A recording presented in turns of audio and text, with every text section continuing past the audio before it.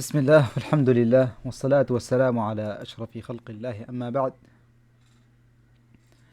اللهم علمنا ما ينفعنا وانفعنا بما علمتنا وزدنا علما وفقها ودينا وإيمانا يا رب العالمين তো আমরা আজকের গুরুত্বপূর্ণ একটি ক্লাস করব। বিষয়টা হচ্ছে কে আমার প্রভু।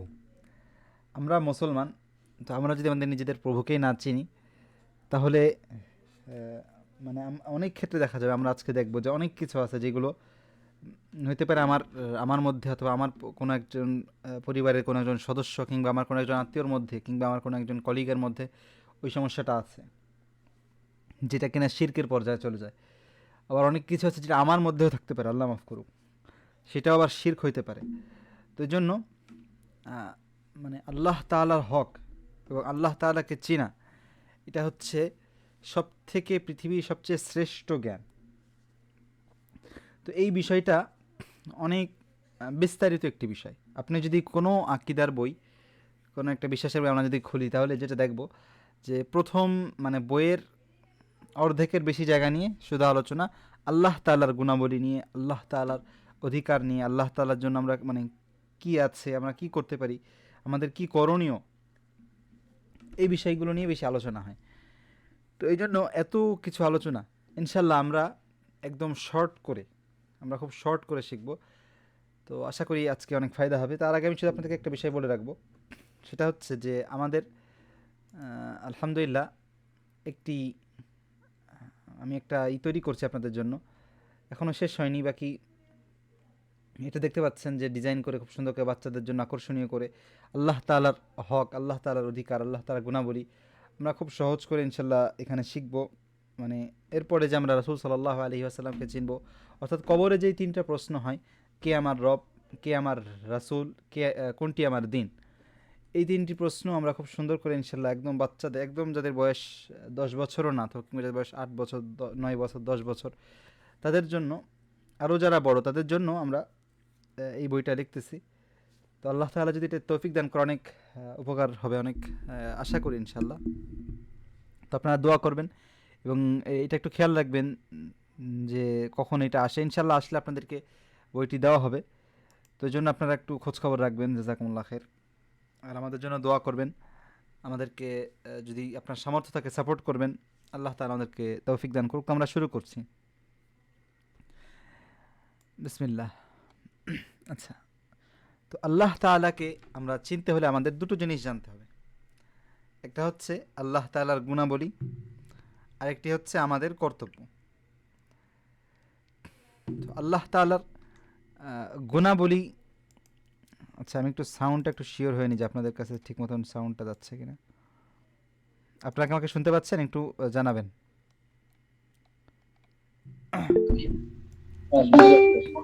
আচ্ছা আচ্ছা, ঠিক আছে, সাউন্ড ঠিক আছে ইনশাল্লাহ। তো জাযাকুমুল্লাহ খাইর। তো আমরা শুরু করি। আল্লাহ তাআলাকে চিনতে গেলে আল্লাহ তাআলার দুটো জিনিস আমাদেরকে জানতে হবে। একটা হচ্ছে আল্লাহ তাআলার গুণাবলী, আরেকটি হচ্ছে আল্লাহ তাআলার প্রতি আমাদের কর্তব্য। আপনি যদি কোরআনের সূরা ফাতিহাটা খোলেন, দেখবেন যে আলহামদুলিল্লাহি রাব্বিল আলামিন, সমস্ত প্রশংসা সেই রব্বের, সেই প্রভুর, সেই প্রতিপালকের, যিনি এই পুরা বিশ্ব জগতের রব, পুরা বিশ্ব জগতের সৃষ্টিকর্তা, বিশ্ব জগৎকে যিনি দেখাশোনা করেন, সেই রবের। আর রহমান রহিম, যিনি অনেক দয়ালু, অনেক রহমান রহিম। মালিক ইয়াউমিদ্দিন, এই যে তিনি কিয়ামতের দিন, অর্থাৎ হিসাবের দিনের যিনি মালিক, ওই দিনের যিনি রাজা এবং এখনও রাজা যিনি। তো আপনারা দেখতে পারেন যে এই আয়াতগুলো সব কি হচ্ছে, আল্লাহ তাআলার গুণাবলী নিয়ে আলোচনা চলছে। আল্লাহ তাআলা কে, কে আমার রব। ইকরা, আমরা কোরআনের প্রথম আয়াত কি, ইকরা বিসমি রাব্বিকাল্লাযী খালাক। ইকরা পড়ো, বিসমি রাব্বিক, তোমার সেই প্রভুর নামে যিনি সৃষ্টি করেছেন। খালাক, তো কে আল্লাহ, তিনি যিনি সৃষ্টি করেছেন। খালাকাল ইনসানা মিন আলাক, এই যে আল্লাহ তাআলাকে আমরা চিনছি। তো আল্লাহ তাআলা কোরআনে আপনি যেখানে দেখেন না কেন, আগে আল্লাহ তাআলা আমাদেরকে বলবে যে কে আল্লাহ তাআলা। হয়তো পারে আল্লাহ 5 আয়াত 10 আয়াত নিয়ে আল্লাহ বলবে যে আল্লাহ তাআলার পরিচয় আল্লাহ আমাদেরকে দিবে। এরপরে আল্লাহ তাআলা আমাদেরকে বলবে যে তোমরা আমার ইবাদত করো, অর্থাৎ আমাদের কি কর্তব্য সেটা আল্লাহ তখন বলে দেবে এক আয়াতে। তো এটা আল্লাহ তাআলার দয়া। আমরা যারা বাবা মা কিংবা যারা একটু মুরব্বী, আমরা নিজেদের একটা জিনিসকে, অথবা আমাদের যারা মুরব্বী আছে, ছোট ছিলাম, আমরা একটা জিনিস হয়তো খেয়াল করছি যে আমাদের সন্তানদের থেকে আমরা, অথবা আমাদের পিতামাতারা আমাদের থেকে অনেক সময় দেখা যাচ্ছে অনেক কিছু আশা করে যে সে এইটা করবে, সে আমার সাথে এইভাবে করে আচরণ করবে। তো আমাদের যদি সেখানে ভুল হয়ে যায় তখন তারা রাগ হয়, কিংবা আমাদের সন্তানদের যদি কখনো ভুল হয়ে যায় আমরা অনেক সময় রাগ হয়ে যায় যে তুমি বোঝো না যে এইভাবে কাজ করতে হবে, এরকম করে এভাবে চলাফেরা করতে হবে, এটা করতে হবে, সেটা করতে হবে। অর্থাৎ আপনি তার ফিতরতকে করেন, তাকে আপনি তো কোনোদিন পড়ানো নি যে বাবার সাথে এইভাবে কথা বলতে হবে, কিন্তু আপনি তাকে বলে দিচ্ছেন যে দেখো তুমি এভাবে করে, এটা তোমার জানার কথা যে বাবার সাথে কীভাবে কথা বলতে হবে, মায়ের সাথে কীভাবে কথা বলতে হবে। তো সেম জিনিসটা কিন্তু আল্লাহ তাআলা চাইলে আমাদের সাথে করতে পারতেন যে আচ্ছা আমি কোনো কিছু বলবো না তোমাদেরকে আমি সৃষ্টি করেছি এতটুকু বলে দেবো, বাকিটা তোমরা দেখে নিবা, তোমরাই সিদ্ধান্ত নিবা যে তোমরা কীভাবে চলবা। কিন্তু আল্লাহ তাআলার দয়া, যেন আল্লাহ তাআলা কোরআনকে, রাসূলকে রাহমাত বলেছেন। আমরা রাহমাত বলতে বাহ্যিক বিষয় বুঝি, রাহমাহ বলতে আসলে এখানে সবচেয়ে বড় যে অর্থটা, যে আল্লাহ তাআলার দয়া, আল্লাহ যে আপনাকে বলে দিচ্ছেন যে আপনি কীভাবে আল্লাহকে ডাকবেন এবং আল্লাহর জন্য আপনি কী করতে পারেন, এ টু জেড। আল্লাহ তাআলা এমন কোনো কিছু বিষয় আপনাকে শাস্তি দেবেন না যে বিষয়ে কোরআনে আসেনি। একটা বিষয় নাই যে কোরআনে বলতে আমি বলছি ইসলামে যে বিষয়টা কথা নেই, এরকম কোনো বিষয় নেই আল্লাহ আপনাকে কোনো শাস্তি দেবে না। তো এই যে দয়া, এটা আল্লাহর পক্ষ থেকে একটা দয়া, একটা রহমা, একটা করুণা। তো ইনশাল্লাহ আমরা আজকের পুরা ক্লাসটাতে আল্লাহ তাআলার গুণাবলী এবং আল্লাহ তাআলার গুণাবলী জানার পরে আল্লাহ তাআলার কী কী হক আছে, আল্লাহর আমরা কীভাবে চলবো, কী কী করতে হবে, এগুলো জানবো। আর আমরা শেষ পর্যন্ত ইনশাল্লাহ ক্লাসটা করব, কারণ আজকের আলোচনা আপনি যদি অন্য যে কোনো কোর্সে জয়েন করেন, আমরা এটা সম্পূর্ণ ফ্রি, এবং এই ফ্রির থেকে কোনো উদ্দেশ্য নেই যে আপনি পরবর্তীতে কোনো কিছু কিনবেন, কিছু করবেন, এরকম কোনো উদ্দেশ্য নেই। জাস্ট উদ্দেশ্য হচ্ছে যে আমরা যেন দিনটাকে চিনি, আল্লাহকে চিনি, এটাই শুধু উদ্দেশ্য, এবং আপনার ছড়িয়ে দেন, এটাই শুধু উদ্দেশ্য, এর বাইরে কোনো উদ্দেশ্য নেই। আল্লাহ কবুল করুক। তো অনেক কোর্সে জয়েন করলে দেখবেন যে প্রথম 10 দিন, প্রথম 1 মাস হয়তো শুধু আজকের 1 ঘন্টা নিয়ে আলোচনা চলবে, কারণ এই একটা ঘন্টা আলোচনার জন্য আমাকে যেই ফাইলটা আপনাদের জন্য গুছিয়েছি আলহামদুলিল্লাহ, এই ফাইলটা গুছানোর আগে হতে পারে আমার প্রায় 3 থেকে 4 বছর গবেষণা করা লাগছে। তো সেই গবেষণাটা হয়তো আপনাদের একটা ঘন্টায় সেটার গবেষণাটার একটা সংক্ষিপ্ত একটা রূপ আপনাদেরকে দেবো ইনশাল্লাহ। তো আশা করি উপকৃত হবেন ইনশাল্লাহ। আচ্ছা, সর্বপ্রথম আমরা আল্লাহ তাআলার গুণাবলী সম্পর্কে জানব। প্রথম এবং সবচেয়ে প্রসিদ্ধ বলে নয়, সবচেয়ে কোরআনে বেশি যে আলোচনা হয়, এগুলোই আমরা আলোচনা করব, কারণ অনেক গুণ আল্লাহর আছে যেগুলো আমরা শেষ করতে পারবো না। এমনকি কোরআনে তো এটাও আসছে যে আল্লাহর কালাম, আল্লাহর কথা, আল্লাহ সম্পর্কে কথা যদি তোমরা লিখতে থাকো, যদি সমুদ্রকে কালি বানানো হয় এবং গাছকে কলম বানানো হয়, তাহলে আল্লাহর প্রশংসা, আল্লাহর গুণাবলী লিখে শেষ করা যাবে না। আর আল্লাহ তাআলার দয়া হচ্ছে যে আল্লাহ তাআলা আমাদেরকে সব কিছু বলেননি। এখন মনে করেন যে কোরআনটা যদি এরকম একটা কিছু হতো যেটা পড়ার জন্য আপনাকে ফিজিক্স জানা লাগবে, কিংবা আপনাকে যেটা বোঝার জন্য যেটা কেমিস্ট্রি জানা লাগবে, কিংবা মনে করেন যে আপনার যারা ইংলিশ হাই লেভেলের কোনো একটা কিছু জানা লাগবে মনে করেন। কোরআন কিন্তু এরকম না।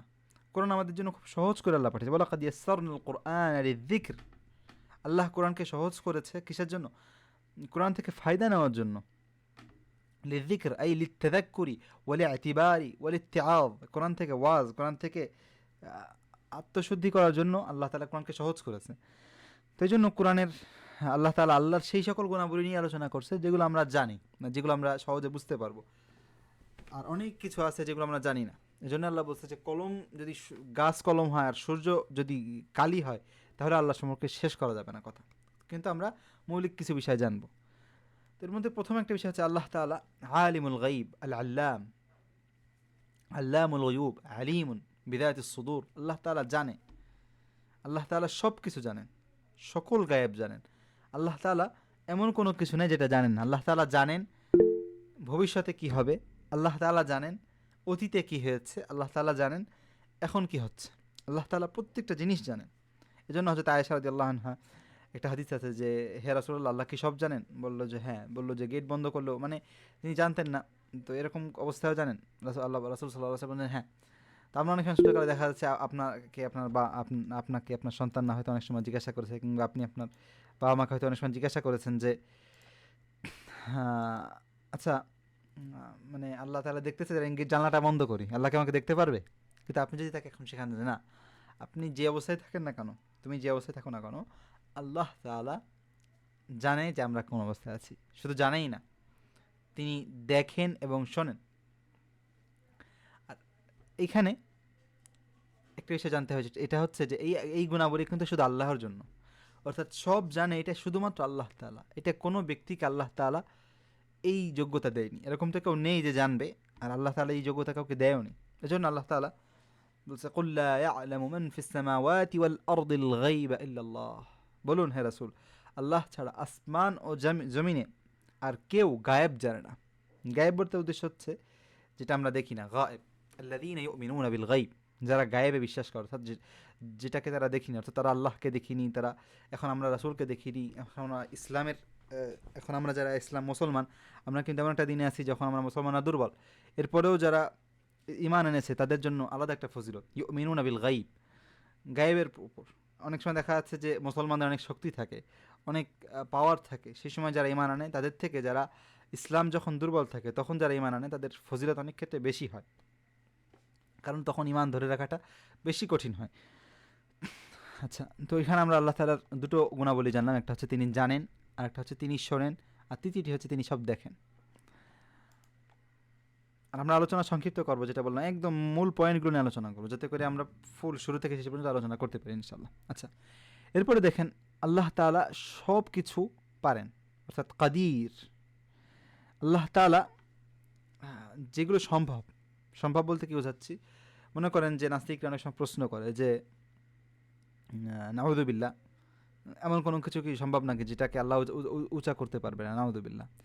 তো যে এটা তো মানে আপনি যদি এরকম বলেন যে এরকম কোনো কালার আছে নাকি, অর্থাৎ কালার, কালার কিন্তু কোনো কিসের জিনিস না, খাওয়ার জিনিস না, এমনিতেই একটা কালার আছে নাকি যেটা মানে টেস্ট করে দেখা যায়, এরকম একটা প্রশ্ন। যেমন এরকম কোনো দেওয়াল আছে নাকি যেই দেওয়ালটা মনে করেন যে মরে না, তো দেওয়ালের তো জীবনই, ওর তো মরা বাঁচার কোনো প্রশ্নই নেই দেওয়ালের, তো দেওয়াল সম্পর্কে এরকম প্রশ্নই করা যাবে না। তো আল্লাহ তাআলা আসলে সব কিছু পারেন, আল্লাহ তাআলা সব কিছু পারেন, এবং আল্লাহ তাআলার ইচ্ছায় সব কিছু হয়। অর্থাৎ এই জমিনে যত কিছু আছে, যা এমনকি আমি যে কথা বলছি, আপনি যে নিঃশ্বাস নিচ্ছেন, আপনি যা কিছু করছেন, আমি যা কিছু করছি, এই যে নেট চলতেছে, যা কিছু হচ্ছে, সব কিছু আল্লাহ রাব্বুল আলামিনের ইচ্ছায় হচ্ছে। এখন আমরা আজকে একটা কথা বলছিলাম যে আমরা জানবো যে গাজায় যে বিভিন্ন কিছু হচ্ছে, এই যে এইগুলো কেন হচ্ছে, এখানের সমাধানটা কি, কি হচ্ছে আসলে, সমাধান না মানে কেন হচ্ছে, আল্লাহ তাআলা আসলে কিছু করছেন না কেন, এটার উত্তর হচ্ছে হিকমা। প্রত্যেকটা যা ঘটছে এর পিছনে আল্লাহ তাআলার একটা মহান হিকমা থাকে, মহান উদ্দেশ্য থাকে। তো আল্লাহ তাআলা, যেমন দেখেন আল্লাহ তাআলা এই গাজাতে যেটা হচ্ছে, এর এর প্রথম কথা হচ্ছে এখানে অনেক একটা প্রশ্ন আছে, মানুষ যে এই প্রশ্নটা আমরা যখন অনেকে করে যে আল্লাহ তাআলা মানে গাজায় এত কিছু হচ্ছে কেন হচ্ছে, আল্লাহ তাআলা বাঁচাতেন, তারা আসলে আল্লাহকে চিনতে পারেনি। আল্লাহ আমরা কেন দুনিয়াতে এসেছি এটার উত্তর তাদের কাছে নেই। এই দুনিয়াটা একজন মুমিনের কাছে কিসের জায়গা, শান্তির জায়গা। একজন মুমিনের কাছে, এই মুমিনের কাছে আসলে বাস্তব দুনিয়াটা পরিচয়টা কি। আল্লাহ তাআলা বলছেন ওয়ালাউলা আন ইয়াকুনা আন-নাসু উম্মাতান ওয়াহিদাতান লাজাআলনা লিমান ইয়াকফুরু বির-রাহমানি লিবুয়ুতিহিম সুকুফান মিন ফিদ্দা।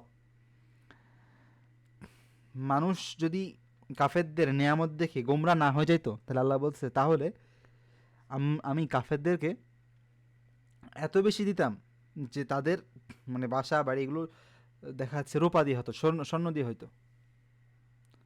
এবং আর এক হাদিসে আসছে, এটা হচ্ছে একটা আয়াত, এবং হাদিসে এসেছে যে لو كانت الدنيا تعدل عند الله جناح بعوضة لما سقى منها كافرا شربة ماء।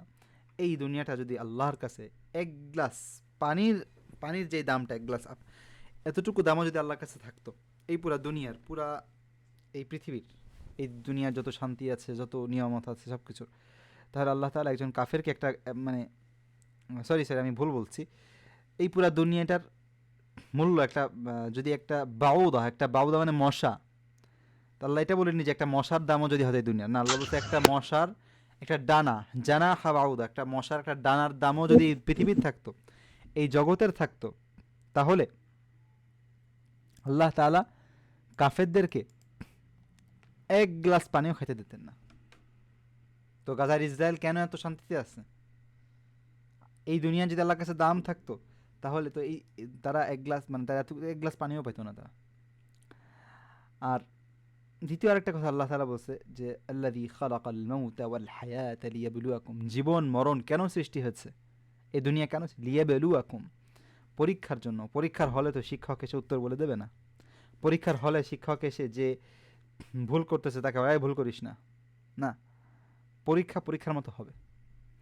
তো আর এখানে অনেকগুলো প্রশ্ন, মানে অনেক ডিপ আলোচনা, আমি আপনাদেরকে মানে মৌলিক কিছু পয়েন্টগুলো বলে দিচ্ছি। তো গাজায় যেটা হচ্ছে, এটা আসলে দুনিয়া ফয়সালার জায়গা না। মালিক ইয়াউমিদ্দিন, আল্লাহ তাআলা হচ্ছে ইয়াউমুদ্দিনের মালিক, দুনিয়ারও মালিক, বাকি আলাদাভাবে বলা হয়েছে মালিক ইয়াউমিদ্দিন, হিসাব নিকাশের দিবসের মালিক। হিসাব, যেদিন হিসাব হবে, যেদিন বিচার হবে, বিচার দিবসের মালিক। তো দুনিয়া তো বিচারের জায়গা না। দুনিয়া দুনিয়াতে আল্লাহ তাআলা দেখেন ফেরাউনের কত বছর সে বেঁচে ছিল, ইতিপূর্বে যে সকল জালেমরা ছিল, অন্যায়কারীরা ছিল, তারা কতদিন বেঁচে ছিল, তারা কতদিন ক্ষমতায় ছিল। মানুষ মনে করছিল যে তারা হয়তো তাদের ক্ষমতার থেকে যাবে না, মানুষ মনে করছিল যে তাদের হয়তো কিচ্ছু হবে না, কিন্তু আল্লাহ তাআলা তো দুনিয়াতে কারো শাস্তি দেবেন না, আর দিলেও সেটা দেবেন, বাকি দুনিয়ায় শাস্তি দেওয়ার জায়গা না। তো এই ইহুদিদের শাস্তি আল্লাহ অবশ্যই দেবেন এবং দুনিয়াতেই দেবেন, হাদিসেই আসতে দেবেন। তো সেটা যে এখনই দিতে হবে সেরকম না। আর এখন তারা যে মুসলিমদেরকে কষ্ট দিচ্ছে, সেই মুসলিমদের কষ্ট আল্লাহর কসম বৃথা না। সেই কষ্টগুলোর বিনিময়ে, সেই কষ্টগুলোর বিনিময়ে তারা একদিন, মানে একদিন আমরা যখন তাদেরকে দেখব, তখন আমাদের আফসোস হবে যে হায়রে আমরা তাদের মতন কষ্ট পাইনি কেন, আল্লাহ কষ্ট না দিক আমাদেরকে। বাকি কিয়ামতের দিন হাদিসে আসছে এবং ওলামা একরামও বলেছেন যে মানুষ যখন মানে মানুষ যখন দেখবে যে বিপদের কারণে মানুষের যেই ফজিলত, যেই সওয়াব, তার যে মর্যাদা বাড়ছে, তখন মানুষ ওইটা দেখে মানুষ চাবে যে তার মানে তার এরকম লোহা দিয়ে যদি যেন তার মানে গোশ এরকম করে তোলা হতো, লোহা দিয়ে তার গোশ চিরুনি যেভাবে চুল আসছে সেভাবে যেন তার গোশ তোলা হতো, তার জন্য চামড়া মানে তোলা হতো লোহা দিয়ে। আর সে ধৈর্য ধরতো, আর সে ওই কাজের বিনিময়ে, ওই কষ্টের বিনিময়ে এত বড় সওয়াব পেত। এবং আল্লাহ তাআলা যখন মুসলমানরা জান্নাতে যাবে, তখন ফেরেশতারা বলবে সালামুন আলাইকুম বিমা সাবারতুম ফানিআমা উকবাদ-দার, তোমাদের জন্য সালাম, তোমাদের জন্য শান্তি, কেননা তোমরা ধৈর্য ধরেছো। ফানিআমা উকবাদ-দার, এই জান্নাত এখন তোমাদের জন্য। তো কোরআনে অসংখ্য আয়াত, হাদিসে অসংখ্য হাদিস আছে যেখানে বোঝা যাচ্ছে যে যারা ধৈর্য ধারণ করবে তাদের নেয়ামত অফুরন্ত এবং তারাই আসলে বিজয়ী। আমরা আমাদের কোনো গ্যারান্টি নেই, তাদের নিয়ে হাই হুতাশ করার প্রয়োজন নেই, তারা জিতে গেছে, কিন্তু আমরা জানি না যে আমরা জিতবো কিনা। এবং দুনিয়াটা পরীক্ষার জায়গা। দুনিয়াতে আপনি যদি এখন কষ্টে থাকেন তো কোনো সমস্যা নেই, দুনিয়াতে আপনি শান্তি পাবেন এরকম কোনো কথা নেই। বরং দুনিয়াতে এমন একটা জায়গা যেখানে দুনিয়াবি শান্তি আপনি মানে একটা জোয়ার মতো, আপনি পাইতেও পারেন নাও পাইতে পারেন। তো দুনিয়াবি শান্তির জন্য নিজের জীবনকে শেষ করে দেবেন না। অবশ্যই আপনার রিজিকে অন্বেষণ করতে হবে, অবশ্যই আপনাকে আল্লাহ তাআলা খ্রিস্টানদেরকে আল্লাহ তাআলা ওয়ারাহবানিয়াতান ইবতাদাউহা, খ্রিস্টানদের মধ্যে যেটা ছিল যে তারা দুনিয়াতে গিয়েছিল, একদম দুনিয়ার জন্য বিয়ে শাদী করতো না, কিচ্ছু করতো না, দুনিয়া কোনো কিছু নাই, স্বাধীন বসে থাকতো গুহার মধ্যে, ওইখানে ইবাদতবন্দি করতো। তো এগুলো আল্লাহ বলতেছে যে এগুলো নিজেরা বানাইছে, আল্লাহ তাদেরকে এগুলো করতে বলছিল না। আর তাদের এরকম বাড়াবাড়ির কারণে এত বেশি খোদা প্রেম দেখানোর, শুরু থেকে চেয়েছিল খোদা প্রেম দেখাতে, কিন্তু তাদের এটা রিফ্লেক্ট মানে এটার এনআইকাস, এটার ফলাফলটা কি, ফলাফলটা হচ্ছে পশ্চিমা মানে বিশ্ব এখন পরিপূর্ণ ধর্মবিরোধী হয়ে গেছে। এত মানে তাদের যারা ধর্মগুরু ছিল তারা সবচেয়ে বড় ধনী ছিল, তাদের নিয়ে আলাদা একদিন আলোচনা করা যাবে, খ্রিস্টান ধর্মের কথা নিয়ে, যে তাদের ধর্মটা কেমন আল্লাহ তাআলা কত সুন্দর করে পাঠিয়েছিল, কিন্তু তারা কীভাবে সেই ধর্মকে বিকৃত করে প্রথমে তারা দুনিয়া ত্যাগী শুরু করে যে দুনিয়ার থেকে দূরে থাকার তাদের যেই সিস্টেমটা, অর্থাৎ তারা বিয়ে করতো না, কোনো কিছু করতো না। কিন্তু কিছুদিন পরে দেখা গেল এটার ফলে তারা মানে যারা যারা ধর্মগুরু আছে তারা এইগুলো বলে মানুষদের কাছ থেকে দেখা যাচ্ছে যে মানুষকে বলতো যে দুনিয়ার কোনো দাম নেই, তোমরা সব টাকা দিয়ে দাও, টাকা না দিলে জান্নাত নেই, এসব বলে টলে জনগণের টাকা মারতো। আর তারা এগুলো দিয়ে জুলুম করতো। আবার তারা এরকমও ছিল যে তারা একটা সককুল গোফরান বিক্রি, অর্থাৎ চেক বিক্রি করতো, চেক জান্নাতের একটা এরকম পাসপোর্ট বিক্রি করতো।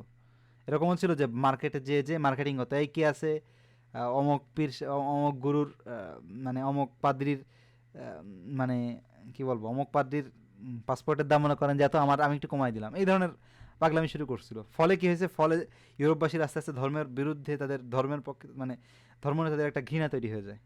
এবং যার ফলে তারা এখন তার মধ্যে ধর্ম বিরোধী অনেক কিছু দেখা যায়। যাই হোক, ইসলামে এগুলো নেই এবং আল্লাহ তাআলা কোনোদিন এই দুনিয়া ত্যাগ করতে বলেনি। এবং আল্লাহ বলছে, কুল মান হাররামা জিনাত আল্লাহ, কে আল্লাহ তাআলা যে জিনা, আল্লাহ তাআলা দুনিয়াতে যেই শান্তি দিয়েছে, এগুলোকে কেন, কে এগুলোকে নিষিদ্ধ করছে? এগুলো নিষিদ্ধ না। আপনি বিয়ে শাদী করবেন, আপনি রিজিক নেবেন, আপনি সব কিছু করবেন, এই দুনিয়াটা আল্লাহ আপনার জন্য হালাল বানিয়েছে। হালালভাবে আল্লাহ প্রত্যেকটা জিনিস করার তৌফিক দিয়েছে। আপনার প্রত্যেকটা চাহিদাকে হালালভাবে চালানোর জন্য আল্লাহ তাআলা ব্যবস্থা করেছে। কিন্তু আল্লাহ তাআলা শুধু আপনাকে বলে দিয়েছে কোনটা হালাল কোনটা হারাম। তো আপনাকে হালাল দিকে যাইতে হবে, হারাম থেকে দূরে থাকতে হবে। তো জীবনটা আল্লাহ তাআলা সহজ করেছে, কঠিন করার কিছু নেই। এই জন্য কিছু সাহাবারা যখন গোস্ত মাংস বললো, এক সাহাবী বললো আমি গোস্ত খাবো না, আর এক সাহাবী বললো রাতে ঘুমাবো না, আর এক সাহাবী বললো আমি কখনো বিয়ে শাদী করবো না, তখন রাসূল সাল্লাল্লাহু আলাইহি ওয়াসাল্লাম বললো, এই তোমরা কি আমার থেকে বেশি দিনদার হয়ে গেছো নাকি? আমি বিয়ে করছি, আমি রাতে ঘুমাই, আমি গোশ খাই, সব কিছু খাই, তোমাদের এত দিনদার হইতে কে বলছে? তো রাসূল সাল্লাল্লাহু আলাইহি ওয়াসাল্লাম জানতেন এবং আমাদেরকে বলে দিয়েছেন যে এইগুলো বাড়াবাড়ি। তো আমরা বাড়াবাড়িও করবো না, কিন্তু দুনিয়ামুখীও হব না। এবং দুনিয়াতে যেই কষ্ট আছে আমরা মনে রাখবো যে দুনিয়ার শান্তিটা উদ্দেশ্য না। দুনিয়ার শান্তি নেব মানে এই যে আল্লাহ যারা হালাল যেগুলো রাখছে এগুলো মানে খুব বেশি না, যতটুকু প্রয়োজন আমরা নিব। কিন্তু দুনিয়া নিয়ে মশগুল হয়ে যাব না, এবং দুনিয়ার কোনো কিছু হয়ে গেলে মনে করবো না যে আমার সব শেষ। না, আল্লাহ তাআলার পিছনে হেকমত আছে। তো সেই হেকমতে আমরা কথা বলছি। আপনার কষ্টের পিছনে, গাজার কষ্টের পিছনে এটার কল্যাণ আছে, অনেক কল্যাণ আছে। শুধু গাজার বর্তমান যে যুদ্ধ, এটার কল্যাণ নিয়ে যদি আলোচনা করি, তাহলে আজকে হাদিসে আসছে যে ইহুদিরা ইহুদিরা কিন্তু এরকম ছিল না। গত 2000 বছর ইহুদিদের কোনো দেশ ছিল না, ইহুদিরা কোনো দেশে ছিল না। 2000 বছর, 2000 বছর পরে এসে তারা একটা দেশ দখল করছে, একটা দেশ বানিয়েছে। এবং হাদিসে আসছে যে তারা গাছ একটা দেশে থাকবে এবং তারা গাছের পিছনে লুকাবে, তাদের একটা অঞ্চল থাকবে, তারা মানে ফিলিস্তিনের দিকে থাকবে শেষ জামানায়। তো এই জিনিসগুলো হাদিসে কিভাবে আসলো? তখন তো রাসূল সাল্লাল্লাহু আলাইহি ওয়াসাল্লাম এই কথা বলার 1200 বছর পর্যন্ত ইহুদিরা ওই ওই অঞ্চলে যেতেই পারেনি। 1200 না, 1300 বছর। ওসমানী খেলাফতে ওসমানী খলিফা আব্দুল হামিদকে যখন ইহুদিরা প্রস্তাব দিয়েছিল যে আমাদেরকে প্যালেস্টাইনে আপনি থাকার ব্যবস্থা করে দেন, উনি তখন ইহুদিদের ওই এলাকায় যাওয়াই নিষিদ্ধ করে দিয়েছিল। এবং তার জন্য প্রতিশোধ নেওয়ার জন্যই তারা জনগণকে খেপায় খলিফা আব্দুল হামিদকে শেষ করে দেয়, তার তার রাজত্ব কেড়ে নেয়, ওসমানী খেলাফতকে ধ্বংস করে দেয়, কারণ উনি ইহুদিদেরকে বাধা দিয়েছিলেন। যাই হোক, ইহুদিরা এক হচ্ছে, এটা একটা হিকমত। তো তাদের ধ্বংসের দিকে তারা নিজেরাই তাদের কবরটা খুঁড়তেছে। প্লাস দেখেন কত মানুষ আজকে দিন থেকে দূরে ছিল, কত মানুষ অমুসলিম ছিল, কিন্তু তারা যখন দেখছে গাজার এই অবস্থা, তারা যখন দেখছে গাজার মানুষের ধৈর্য, তখন তারা মুসলমান হয়ে গেছে। আপনার সকলে আবু উবাইদা দেখেছেন, আবু উবাইদা সম্পর্কে আপনারা অনেক কিছুই জানেন না, আমিও জানতাম না। বাকি ওনার মৃত্যুর পর ওনার যখন পরিচয় আসছে, ওনার ছেলে ইব্রাহিম আল কাহালুত, শুধু একমাত্র তার ছেলেই বেঁচে গেছে, তার সন্তান, তার স্ত্রী, তার বাচ্চা, তার 2 মেয়ে, তার এক ছেলে শহীদ হয়ে গেছে এক বোমে। তো সে যখন আসে, তার ছেলে জিজ্ঞেস করছিল, তার ছেলে ছোট, 14, 15, 16 বছর বয়স, তার ছেলে বাবাকে জিজ্ঞাসা করছে আবু উবাইদাকে, আপনার আবু উবাইদাকে চেনবেন, মুখপাত্র যে হামাসের আবু উবাইদা, কথা সবাই দেখছেন প্রায়। তো আবু উবাইদাকে জিজ্ঞাসা করছিল, বাবা আপনি কোরআন পড়েন কত, ডেইলি কতটুকু কোরআন পড়েন এখন যুদ্ধে? উনি তো প্রায় কয়েক বছর পরে বাসায় আসছে, ওনারা যুদ্ধে থাকতো সবসময়। আবু উবাইদা কিন্তু যোদ্ধা ছিল, এবং আবু উবাইদার জন্য সম্পূর্ণ নিষিদ্ধ ছিল সে যেন যুদ্ধ না করে, তবুও উনি যুদ্ধ করতেন। তো যাই হোক, মুজাহিদদের জীবনী বলে শেষ করা যাবে না। তো জিজ্ঞাসা করলেন আপনি কোরআন পড়েন কতটুকু? তখন আবু উবাইদা রাহিমাহুল্লাহ বললেন যে প্রায় প্রতি 2 থেকে 3 দিন আমি 1 খতম দিই, এবং এটা মাটির নিচে। তো এইভাবে তখন বললো যে আপনার এত ব্যস্ততার মধ্যে আপনি কোরআন পড়েন কেমনে? তখন বলছো যে কোরআনেই তো আমরা বেঁচে আছি, কোরআনই আমাদের ইঞ্জিন। আপনি দেখেন যে আমেরিকা কিছুদিন আগে ভেনেজুয়েলাতে অ্যাটাক করে কী করলো? ওখানের প্রধানমন্ত্রীকে 1 ঘন্টার মধ্যে অ্যারেস্ট করে নিয়ে চলে গেল এই ডেল্টা বাহিনী দিয়ে। কিন্তু আপনারা কি জানেন এই ডেল্টা বাহিনী গাজায় কত বেশি, অনেকবার চেষ্টা করছে, তারা হেলিকপ্টার নামে সব কিছু করে তারা মানুষকে, ইসরায়েলি বন্দীদেরকে মুক্ত করার চেষ্টা করছে, তারা পারেনি। তো কাদের এই জিনিসগুলো আপনার, তো এই যে আল্লাহ তাআলার একটা ক্ষমতা, মুসলমানদের এই শক্তি, আল্লাহ তাআলার এবং মুসলমানরা যে মুআখা, একজন একজন ভাই, এই জিনিসগুলো আমরা তখনই ফিল করতে পারছি যখন আমার ভাইয়ের কোনো একটা কষ্ট হয়েছে। তো প্রত্যেকটা কষ্টের যতটুকু কষ্ট হয়, যতটুকু খারাপ হয়, তার থেকে তার ভালো দিকটা বেশি থাকে। কিন্তু আমরা যেহেতু গোলাম, আমরা যেহেতু মখলুক, আমরা যেহেতু দাঈফ, দুর্বল, আমরা কিন্তু সব কিছু জানি না। এজন্য আল্লাহ তাআলা যেটা বলেন, যেটা করেন সেটাই কল্যাণ, সেটাই মঙ্গল, বাকি আমরা সব কিছু জানি না। তো এখানে দেখেন একটা উদাহরণ দেওয়া, যেমন আমরা ওষুধ আছে, আমরা ওষুধ যখন খাই, ওষুধ কিন্তু অনেক সময় তিতা হয়, কিন্তু সব তিতা ওষুধই কিনা শরীরের জন্য ক্ষতিকর হয় না।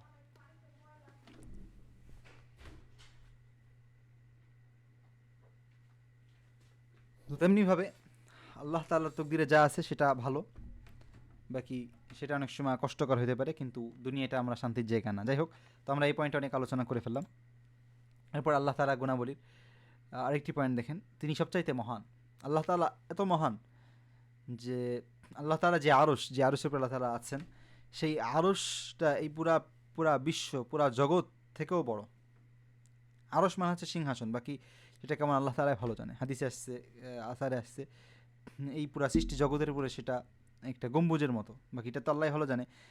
হ্যাঁ, তো এই আরশটা এতটাই মহান, এতটাই বড়, মানে এটা আল্লাহ একটা সৃষ্টি, আল্লাহ সবচেয়ে বড় সৃষ্টি হচ্ছে আরশ, আল্লাহর সিংহাসন। এবং আল্লাহ তাআলা সেই আরশের উপরে আল্লাহ তাআলা যেভাবে চান সেভাবে আছেন। তো এই আরশটা এতটাই বড় যে মানে এই পুরা জগৎ থেকেও বড়, এই পুরা জগতের উপরে হচ্ছে আরশ। আচ্ছা, এরপরে তিনি এতই মহান যে এই পুরা জগৎটা আল্লাহ তাআলা বলছে ওমা কাদারুল্লাহ হাক্কা কাদরিহি, তারা আল্লাহর যথাযথ সম্মান করেনি, তারা আল্লাহর যথাযথ সম্মান করতে পারেনি। ওয়াল আরদু জামিআন ক্বাবদাতুহু, কিয়ামতের দিন এই পুরা পৃথিবী থাকবে, এই পুরা জগৎ থাকবে তার হাতের মুঠোয়। ইয়াউমাল কিয়ামাহ, কিয়ামতের দিন। ওয়াস সামাওয়াতু মাতউইয়াতুন বিয়ামিনি, এবং তার ডান হাতে এই পুরা আকাশ, এই পুরা আসমান জমিন ভাঁজ করা থাকবে। তো আপনারা চিন্তা করতে পারছেন যে আল্লাহ কত মহান, যে এই নক্ষত্র, এই আসমান, এই জমিন, এই সব কিছু আল্লাহ তাআলার হাতের মুঠোয় থাকবে। তো কীভাবে থাকবে এগুলো আমরা জানি না, এগুলো আল্লাহ তাআলা ভালো জানেন, কিন্তু আল্লাহ তাআলা যখন বলেছেন তখন তিনি সত্য বলেছেন। আচ্ছা, তো আমরা আলহামদুলিল্লাহ, আচ্ছা এখানে একটা পয়েন্ট বাকি আছে আল্লাহ গুণাবলী, সেটা হচ্ছে যে আল্লাহ তাআলা অনেক দয়ালু, এবং আল্লাহ তাআলা মানে আমরা যারা আল্লাহকে ভালোবাসি, যারা আল্লাহর জন্য ভালো কাজ করে, আল্লাহ তাআলা তাদেরকে ভালোবাসেন। এবং যারা ভালো কাজ করে না এবং অন্যায় কাজ করে, আল্লাহ তাআলা তাদেরকে ভালোবাসে না। তো এই বিষয়গুলো আমরা জানি, বাকি আমি জাস্ট এগুলো আপনাদের লেখা ছিল এবং এই জন্য আমরা পড়ছি। আপনারা সকলে জানি যে আল্লাহ তাআলা ভালোবাসেন যারা ভালো তাদেরকে, এবং যারা খারাপ তাদেরকে আল্লাহ তাআলা পছন্দ করেন না। আল্লাহ তাআলা গুনাহ করলে আল্লাহ তাআলা অনেক খুশি হন, সরি গুনাহ করলে না, গুনাহ থেকে ফিরে আসলে। হাদিস আছে আল্লাহু আফরাহু বিতাওবাতি আবদিন, মানে এরকম এরকম একটা হাদিস যে তোমরা কেউ মনে করেন যে আমরা কেউ আরব দেশে মরুভূমিতে সফর করছি, আমাদের গাধাটা নিয়ে সফর করতেছি। তো একটা সময় আমি একটা জায়গায় গেলাম, সেখানে দেখা যাচ্ছে গাধাটা আমার থেকে চলে গেল, গাধাটা হারিয়ে ফেললাম। তো তখন ওই লোকটা বসে বসে কষ্টে বসে আছে, আস্তে আস্তে তার ঘুম এসে গেছে। তো যাই হোক, তখন সে ঘুম থেকে উঠে দেখে যে তার গাধাটা ফিরে আসছে। তখন সে কত, মানে তার জীবনটা ফিরে আসছে, কারণ ওই গাধা না থাকলে সে মরুভূমিতে মারা যাবে। তো ওই সময় সে কতটুকু খুশি হবে। তো সেমভাবে আল্লাহ তাআলা হাদিসে আসছে যে আল্লাহ তাআলা অনেক খুশি হন, ওই লোকটা যেরকম খুশি আল্লাহ তাআলা তার থেকেও বেশি খুশি হন।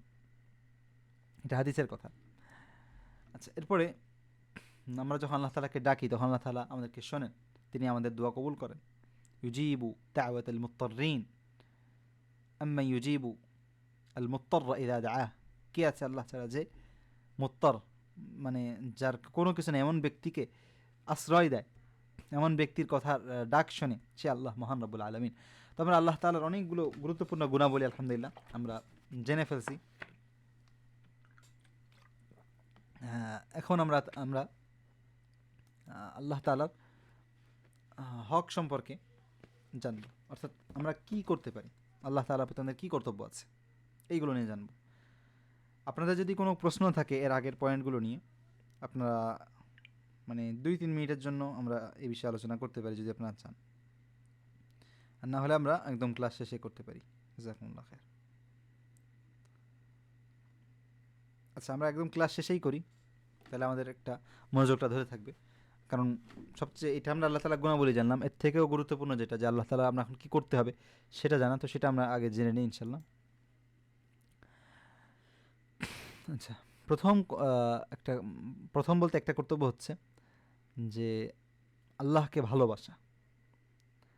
আল্লাহকে ভালোবাসা এবং আল্লাহকে ভয় করা। এবং আল্লাহ তাআলা মুমিনদের সম্পর্কে বলছে, ইন্নাহুম কানু ইউসারিউনা ফিল খায়রাত ওয়া ইয়াদউনানা রাগাবান ওয়া রাহাবা। তারা সবসময় কি করতো? মুমিনদের সম্পর্কে আল্লাহ বলছে, আল্লাহ যাদেরকে ভালোবাসে তাদের সম্পর্কে আল্লাহ বলতেছে যে ইউসারিউনা ফিল খায়রাত, আল্লাহকে পাওয়ার জন্য ভালো কাজে তারা প্রতিযোগিতা করতো। ইউসারিউন, তারা সবার আগে থাকতো, এগিয়ে যেত। ওয়া ইয়াদউনানা, এবং আমাকে, অর্থাৎ আল্লাহকে ডাকতো কিভাবে? রাগাবান ওয়া রাহাবা, আশা নিয়ে, ভয় নিয়ে। আশা অর্থাৎ ভালোবাসা এবং ভয়। তো এই দুটো গুণ প্রতিটি মুমিনের থাকা উচিত। আল্লাহর ভালোবাসা, আল্লাহর রাসূলের ভালোবাসা, আল্লাহর দ্বীনের ভালোবাসা, আল্লাহর আদেশের ভালোবাসা, আল্লাহর কথার ভালোবাসা, আল্লাহর সব কিছুর ভালোবাসা একজন মুমিনের সকল ভালোবাসার উপরে থাকবে। সে যত কিছুই ভালোবাসুক না কেন, যখন সেখানে আল্লাহর ভালোবাসার প্রশ্ন আসে তখন সে বলে আমি আল্লাহকে ভালোবাসি। আল্লাহর ভালোবাসা, আল্লাহকে পাওয়া তার জন্য সবার আগে। এটা একজন মুমিন। এবং এই ভালোবাসার যে মজা, যে শান্তি, সেই শান্তিটি একমাত্র যে অনুভব করতে পারে সেই বলতে পারে। এজন্য জুনাইদ রাহিমাহুল্লাহ উনি বলতেন, জুনাইদ হচ্ছে এক বড় একজন আলেম, অর্থাৎ একজন তাবি অথবা মানে অনেক আগের 1000 বছর আগের একজন বড় একজন আবেদ ব্যক্তি। উনি বলতেন যে মানে রাজা বাদশারা যদি জানতো আমরা কোন শান্তিতে আছি, লা কাতারুনা অথবা লাজাদারুনা আলাইহি বিসসিয়ুফ অথবা লাজালাদুনা, যাই হোক, মানে ইসের অর্থটা হচ্ছে যে তারা এই শান্তিকে পাওয়ার জন্য আমাদের সাথে তলোয়ার দিয়ে যুদ্ধ করত, তলোয়ার দিয়ে লড়াই করত। তো আল্লাহকে পাওয়ার শান্তি, আল্লাহকে ভালোবাসার শান্তি, এই জিনিসটা আসলে বলা যায় না। এবং আপনার একটা টার্গেট করেন, একটা জীবনের একটা গোল রাখেন, যে জীবনে একটা মুহূর্তের জন্য হইলেও আল্লাহর ভালোবাসার অনুভূতিটা আপনি একটু ফিল করতে চান। কারণ যে একবার আল্লাহর ভালোবাসা পায়, যে একবার আল্লাহর ভালোবাসাকে অনুভব করতে পারে, সে কখনো মানে সে আবার আল্লাহ গুনাহ করতে পারে, সব কিছু করতে পারে, কিন্তু সে পরিপূর্ণভাবে আল্লাহ থেকে দূরে চলে যাওয়া অনেক কঠিন।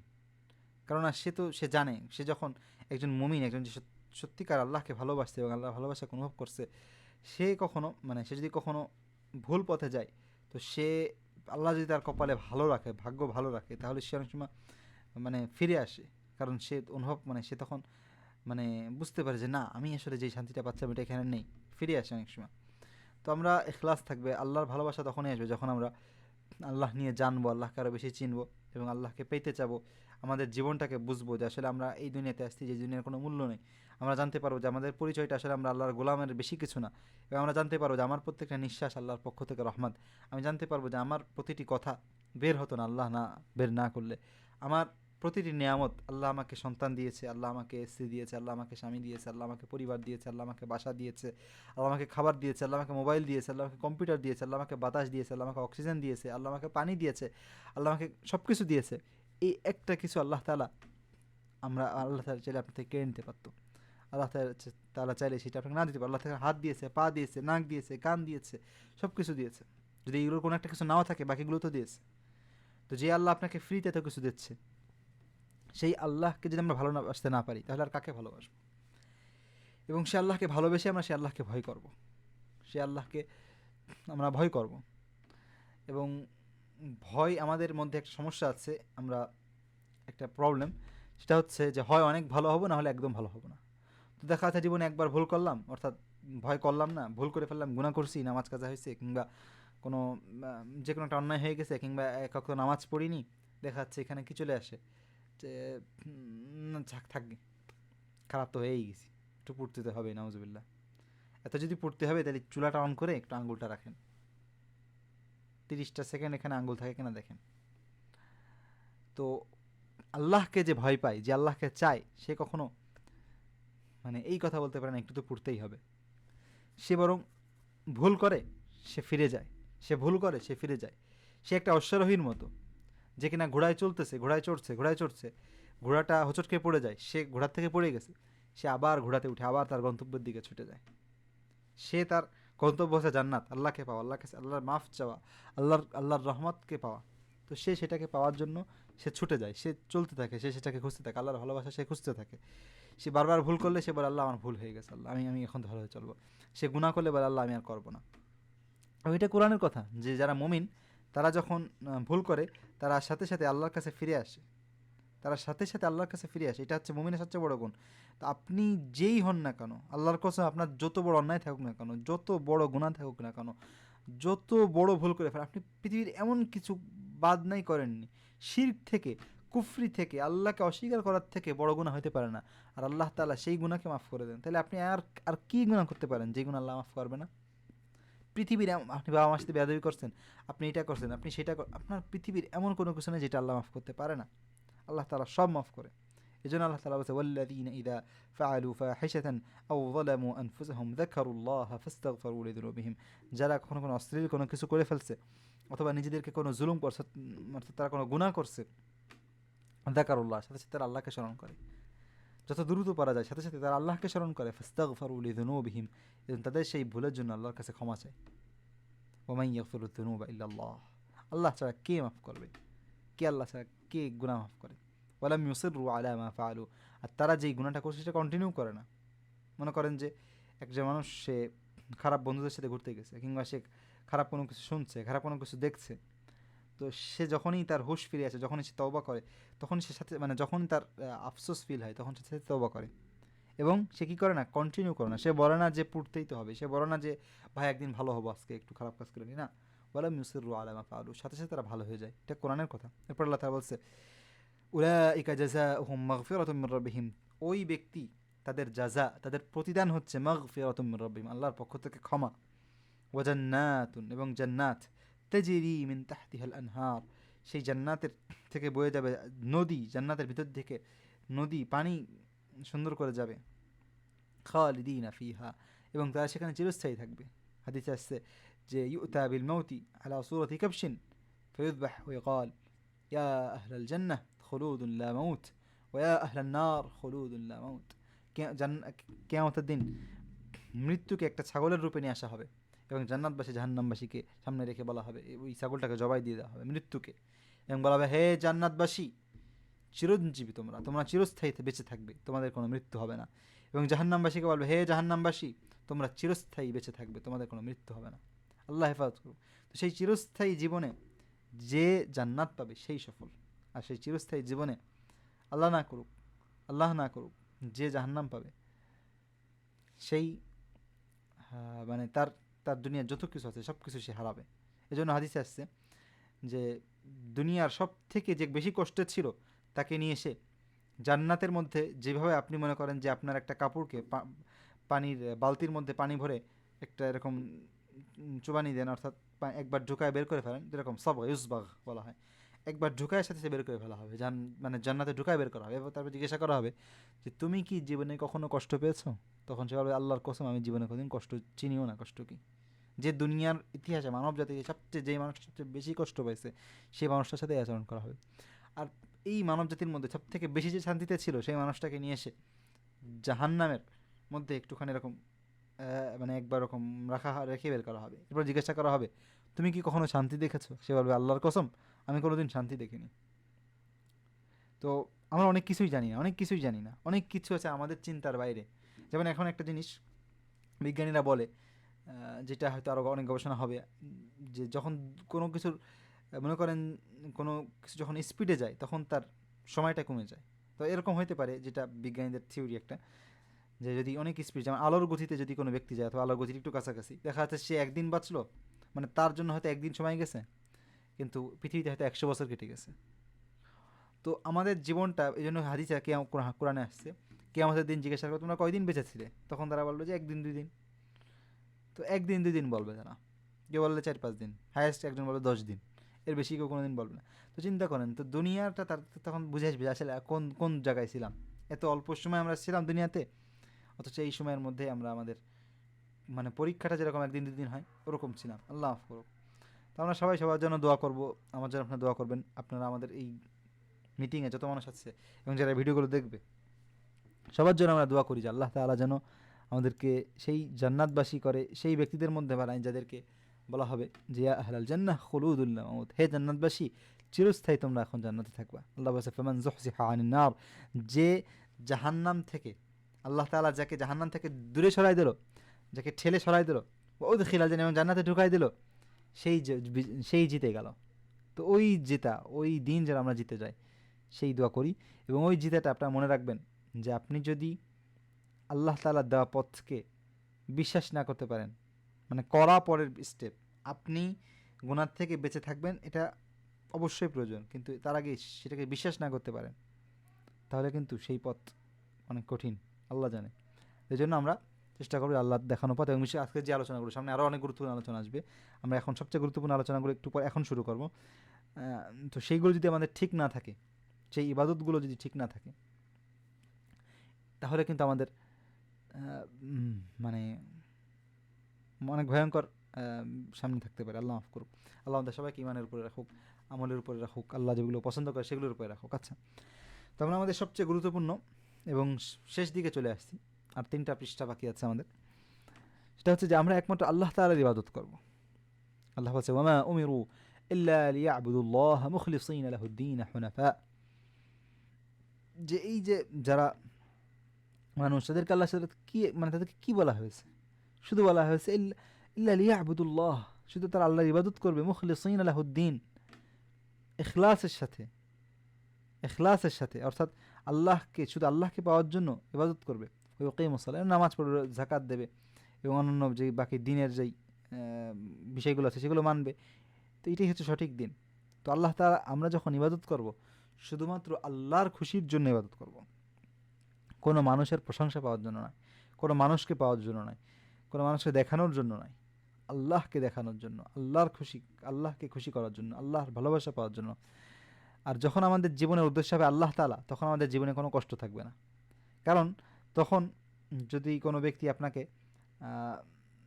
মানে আপনার কাজের বিনিময়ে না দেয়, আপনি তখন কষ্ট পাবেন না, কারণ আপনি তো ইন্নামা নুতঈমুকুম লিওয়াজহিল্লাহ, আল্লাহকে পাওয়ার জন্য। যারা জান্নাতবাসী তারা বলবে যে ইন্নামা নুতঈমুকুম লিওয়াজহিল্লাহ, তারা গরিবদেরকে খাওয়ায় এবং তাদেরকে বলে যে আমরা আল্লাহকে পাওয়ার জন্য তোমাদেরকে খাওয়াই, ওই ফটো তোলার জন্য না। যে ফটো তোলার সময় একটু মুখে খাবার ঢোকায়, পরে ফটো তোলা শেষ, প্যাকেট কেটে নিয়ে চলে যাবে, অথবা মানে জাস্ট ফটো। আপনার যদি সালাফদের ইতিহাস জানেন, এবং সালাফদের কথা বাদ দেন, হাদিসে আসছে যে 7 ধরনের ব্যক্তিরা আল্লাহ তাআলার আরশের ছায়ায় থাকবে। তাদের মধ্যে এক ধরনের ব্যক্তি হচ্ছে যারা এমন গোপনে দান করে যে তার মানে ডান হাতে দান করে, বাম হাতও দেখে না, মানে বোঝাতে চাচ্ছে খুব গোপনে। আপনি এমনভাবে দান করবেন, এমনভাবে আল্লাহ দিনের কাজ করবেন যে কেউ দেখবে না, এভাবে করে আল্লাহ দিনের কাজ করতে। আর দিনের কাজ কখনো মানে এটা হচ্ছে রিয়া হয়ে যায়, যখন কেউ মানুষকে বলে যে আমি এটা, মানে যখন কেউ কাউকে দেখায়, কাউকে পাওয়ার জন্য, কোনো দুনিয়াবি কোনো কিছু পাওয়ার জন্য ভালো কাজ করে, তখন সেটা রিয়া, মানে লোক দেখানো হয়ে যায়। আর আরেকটা আছে লোক শোনানো। আমরা রিয়া সম্পর্কে অনেক শুনছি, রিয়া ছোট শিরক, রিয়া শোনার পর্ব একটু পরে ইনশাল্লাহ, যে লোক দেখানোর জন্য ইবাদত করা, এটা অনেক শুনি। বাকি নিজের গোপন অথবা নিজের ভালো কাজের কথা লোককে বলা, এটা কত, এটাকে আরবিতে বলে তাসমিয়া। মান সাম্মা সাম্মা আল্লাহ, হাদিস আছে। তাসমিয়া করা অর্থাৎ মানুষকে বলা যে আমি এটা করছি, আমি সেটা করছি, আমি এতজন মানুষকে খাওয়াইছি, আমি এই ওই করছি। এরপরে আমাদের অনেকে আছে দান করে, নাম না বললে রাগ হয়ে যায়। অথচ সালাফরা, সাহাবা একরামরা, তারা ছিল এমন ব্যক্তি যে তারা দান করতো এবং বলতো না যে কে দান করছে, তারা বলতে নিশ্চিত করতো। এরকম অনেক মানুষ আছে, এখনও পর্যন্ত আছে। তো এই ইখলাস প্রয়োজন আমাদের কাজের মধ্যে। আমরা শুধু ইবাদতই করব না, আমাদের অন্তরকে ঠিক করব, আমাদের ইখলাস ঠিক করব। আমরা যেই কাজগুলো করব আল্লাহর জন্য করব, যে কোনো কাজই হোক। এমনকি আমরা যদি বাসার বাচ্চা কাচ্চাদের জন্য, বাসার জন্য যদি কোনো খাবার কিনে নিয়ে আসি, হাদিসে আসছে সেটাও একটা ইবাদত। তোমার স্ত্রীকে, হাদিস আছে, তোমার স্ত্রীকে তুমি যেটা মুখে তুলে দাও সেটা একটা সৎকা, যদি তোমার নিয়ত ঠিক থাকে, এটা হাদিসের কথা। তো আমরা বাসায় যেই খাবার দাবার, যেই হাদিয়া যা কিছু নিয়ে আসি বাচ্চাদের জন্য, সেগুলো একটা ইবাদত। সেগুলো আল্লাহর জন্য করবো, কোনো মানুষকে দেখার জন্য, তাদের ভালো, মানে অবশ্যই আমরা মানুষ হিসেবে তাদের ভালোবাসা চাই, কোনো সমস্যা নেই, বাকি আল্লাহর জন্য হবে সব কিছু। তো এখানে ইবাদতের কিছু উদাহরণ দেওয়া আছে: নামাজ, রোজা, জাকাত, হজ, কোরআন, দোয়া, দান, জিকির। আর ইবাদত মানে হচ্ছে আল্লাহ তাআলা যেগুলোকে ভালোবাসেন, পছন্দ করেন, সেগুলো ইবাদত। আচ্ছা, আমি ইনশাল্লাহ আপনাদেরকে এই স্লাইডগুলো, অর্থাৎ এই ক্লাসের যেই শিটটা, এই শিটটা বই আকারে দিব ইনশাল্লাহ। তো সেটা আপনারা পড়বেন এবং মানুষকে দিবেন ইনশাল্লাহ। আচ্ছা, এরপরে আল্লাহ তাআলার সবচেয়ে গুরুত্বপূর্ণ অধিকার যেগুলো, হক যেগুলো, তার মধ্যে একটা যে জিনিস, যে হকটা আমরা অনেকেই গাফেল, অর্থাৎ অনেকেই হোশ নেই যেটা আল্লাহর হক, সেটা হচ্ছে যে আল্লাহ তাআলা একমাত্র হুকুমদাতা, একমাত্র বিধানদাতা, একমাত্র আইন, আমাদের জীবন ব্যবস্থা নির্ধারণ করার ক্ষমতা, বলে দেওয়ার ক্ষমতা একমাত্র আল্লাহ তাআলার আছে। এই জিনিসটা আমরা অনেকেই জানি না। আমরা মনে করতেছি যে না, আর একজন মানুষ যে কিনা আমার মতন রক্ত মাংসের মানুষ, বাকি সে আমাকে যে ফয়সালা দেবে সেটা আমাকে আমাকে মানতে হবে। আমি মানে এটা অবাক করার কথা। আপনার দেখেন, আপনি যখন যেই আমরা যদি কোনো বাসায় ভাড়া থাকি, সেই বাসাতে কার নিয়ম চলবে? সেই বাসায় কার নিয়ম চলবে? যার কাছে আপনি ভাড়া থাকেন তার নিয়মিত চলবে। যেই বেশিটা যে নিজের শ্রম দিয়ে ওই ওই বিল্ডিংটাকে বানিয়েছে, আপনার সন্তান, আপনার পরিবারের মধ্যে কার কথাই চলবে? আপনার বাসায় যখন সন্তান থাকবে, যাকে আপনি জন্ম দিয়েছেন, যাকে আপনি দেখাশোনা করেন, সব কিছু করেন, সে কার কথায় চলবে? যদি কয় যে না, আমি আজকের থেকে বাপের কথা শুনবো না, আজকের থেকে আমি আমার এক বন্ধু আছে আমাদের এলাকার নেতা, ওই নেতার কথা শুনে চলবো, তাহলে ওর কথা কতটুকু আপনার কাছে গ্রহণযোগ্য হবে? তো সেমভাবে আল্লাহ তাআলা আমাদেরকে সৃষ্টি করেছেন। আমাদের এই জগতে জগতে একটা জিনিস আছে যে যে যেইটার মালিক সে শুধু সেখানে নিয়মকানুন দেওয়ার অধিকার রাখে। মনে করেন যে ফেসবুকে আপনি কীভাবে চালাবেন, ফেসবুকের কী নিয়ম কানুন, ফেসবুকের আইন কানুন, এইগুলো ঠিক করে দেয় কি? আপনি নাকি ফেসবুকে ঠিক করে?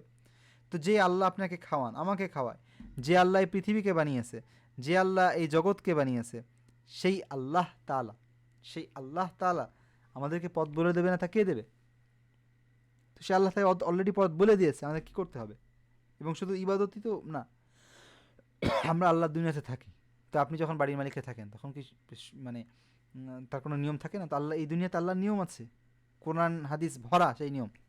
তো সেই নিয়মকে আমরা মানতেছি আমাদের ব্যক্তিগতভাবে, সামাজিকভাবে, রাষ্ট্রীয়ভাবে। এবং সেই নিয়মটা মানে এরকম না যে এটা ভালো না, আমরা এটাও মানবো ওইটাও মানবো। না না না, শুধু আল্লাহরটা, শুধু আল্লাহর নিয়ম। আল্লাহর সাথে কোনো শরিক নেই। আপনি কি আল্লাহরও সেজদা করেন আর আরেকজনকেও সেজদা করেন? না। তো নিয়ম, আপনি এক মানুষ, এবং যার নিয়ম মানার কথা, মানে যে আপনাকে বোঝাতে চাচ্ছে যে আমার নিয়ম মানো, আমার অনুযায়ী চলো, সে কে?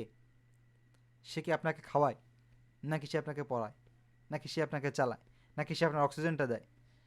আপনি যে আল্লাহর ফ্রি অক্সিজেন, আপনি যে আল্লাহর ফ্রি অক্সিজেন নিয়ে আমি নিঃশ্বাস নেই, যে আল্লাহর সৃষ্টি করা পানি আমি খাই ফ্রিতে, পান করি ফ্রিতে, যে আল্লাহর দেওয়া বাসায় আমি থাকি, যে আল্লাহর দেওয়া জমিনের উপর দিয়ে আমি হাঁটি, যে আল্লাহর দেওয়া গাছের ছায়া আমি খাই, মানে ছায়ায় থাকি, যে আল্লাহর দেওয়া সূর্যর এনার্জি দিয়ে আমাদের এই পৃথিবী চলে, সেই আল্লাহ সুবহানাহু ওয়া তাআলার নিয়মে চলবে না, তা কার নিয়মে চলবে? তো এই জন্য আসলে মানুষকে যেভাবে আগের কালে দেখেন মানুষকে গোলাম বানানো হতো, কিসের? মূর্তি পূজারী বানানো হতো।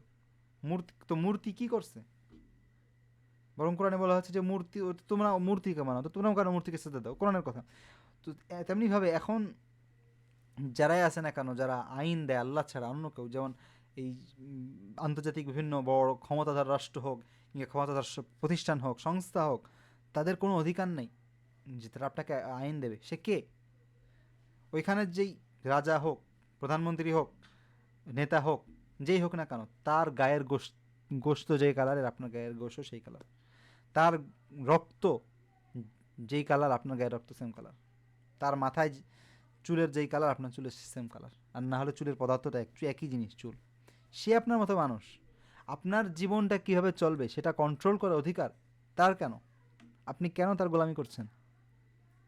আর যদি কোনো ব্যক্তি মনে করে না আমার মতো করে চলতে হবে, তাহলে সে তো আল্লাহর জায়গায় যাচ্ছে, সে নিজেকে খোদা দাবি করছে।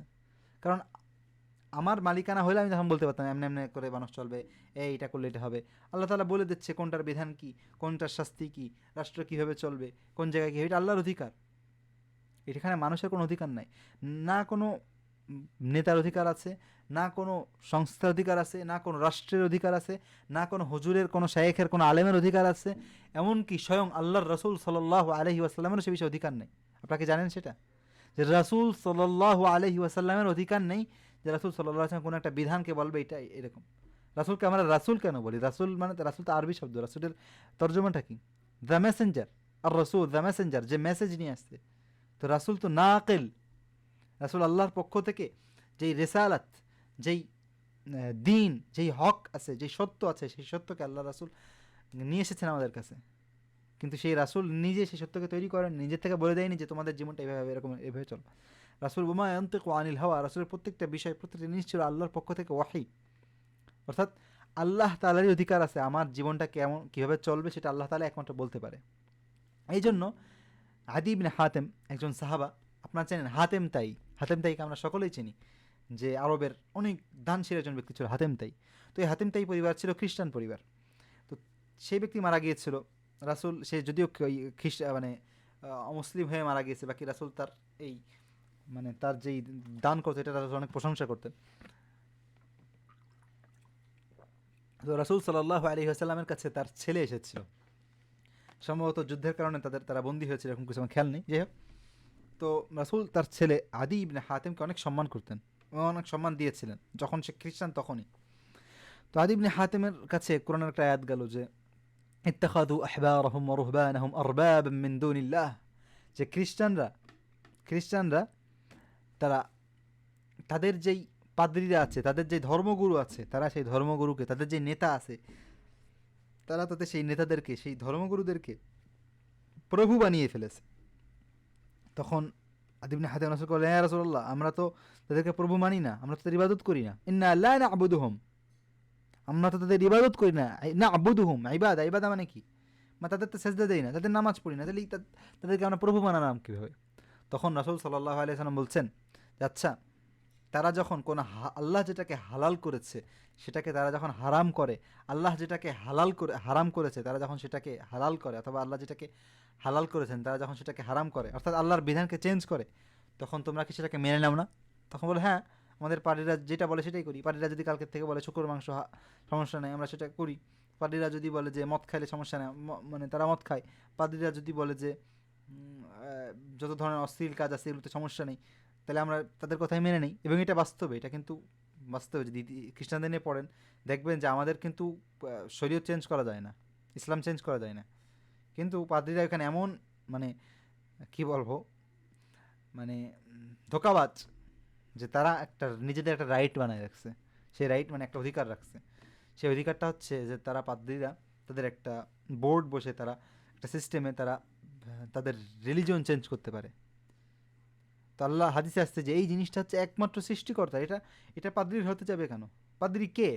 কেউ না, এখানে একমাত্র অধিকার আল্লাহ রাব্বুল আলামিনের। তাই জন্য আজকে থেকে এই জিনিসটা আমরা অনেকেই জানি না, যে আল্লাহ সুবহানাহু ওয়া তাআলার দেওয়া পথকে যদি আপনি না মানেন, তাহলে আপনি আল্লাহর সাথে আরেকজন প্রভু বানাচ্ছেন। আর আল্লাহর সাথে শিরিক করবেন, অথবা নাউযুবিল্লাহ, ইনশাআল্লাহ আপনারা কেউ করবেন না, আমি আল্লাহ আমাদের সবাইকে এগুলো থেকে মুক্ত রাখুক কিয়ামত পর্যন্ত। কিন্তু যে ব্যক্তি আল্লাহর সাথে শিরিক করবে, তার কতটা ভয়ঙ্কর হতে পারে। আমি ছোট একটা পয়েন্ট বলবো যে এই ফিতনাটা, অর্থাৎ আল্লাহ ছাড়া অন্য কাউকে বিধানদাতা হিসেবে মানা, যেখানে আমাদের দেশে যারা এই যে বিচার ব্যবস্থা, আমাদের দেশে বিভিন্ন জায়গায়, এগুলো কিন্তু আল্লাহর বাইরে, আল্লাহর দেওয়া বিধানের বাইরে বিধান করা হচ্ছে। অনেকে বলতে পারেন না ভাই, এখানে তো ধর্মীয় আইন আছে, এখানে তো পারিবারিক আইন, এগুলো তো ইসলামী। এগুলো ইসলামী হয়ে লাভ নেই। কেন লাভ নেই? কারণ ওই খ্রিস্টান যারা ছিল ওরাও বিশেষ করে আল্লাহ আছে, অর্থাৎ হাফ ইমানে কোনো লাভ নেই। ইমান কোরআন, আল্লাহ রাসূল সাল্লাল্লাহু আলাইহি ওয়াসাল্লামকে আল্লাহ বলছেন, ইয়া আইয়ুহার রাসূলু বাল্লিগ মা উনজিলা ইলাইকা মির রাব্বিক ওয়া ইল্লাম তাফআল ফামা বাল্লাগতা রিসালাতাহ।